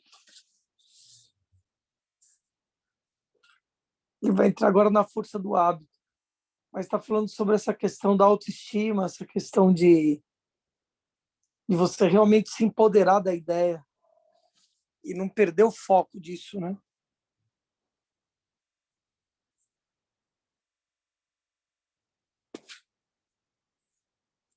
Quer trazer alguma coisa?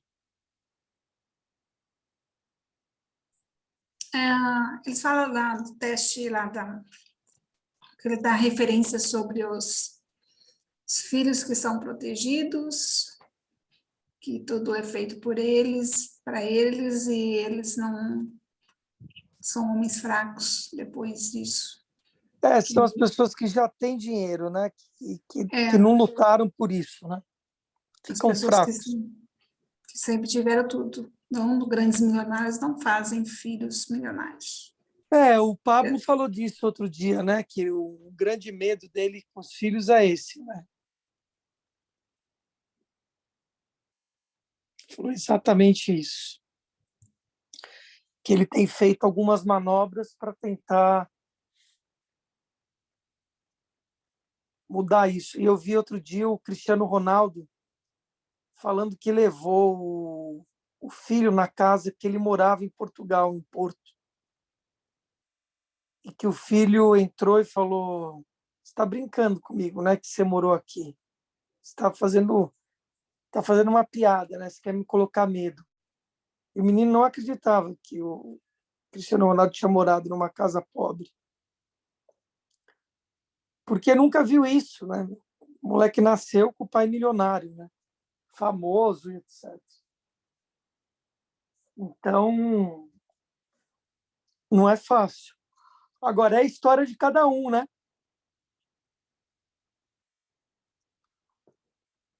É a história de cada um. A história do cachorro também é bem legal, né? Colocar o cachorro com a galinha. Para largar de ser besta, aprendeu, né? É observação dos pássaros no ninho também, aprendendo a cuidar dos filhos lá, se defenderem. Tá falando do instinto, né? Dessa coisa de você usar o instinto que o ser humano deixou de usar, que transferiu essa questão do instinto para o dinheiro, né? Os 6 medos também são bem interessantes, pensar neles.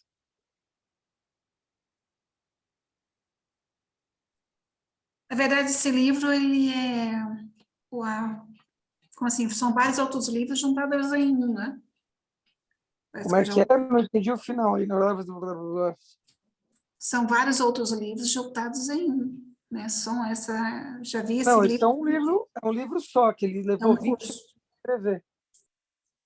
25 anos para escrever, compilando vários trabalhos que ele fez com várias pessoas de sucesso. Incrível. 20 anos escrevendo um livro. Muito bem.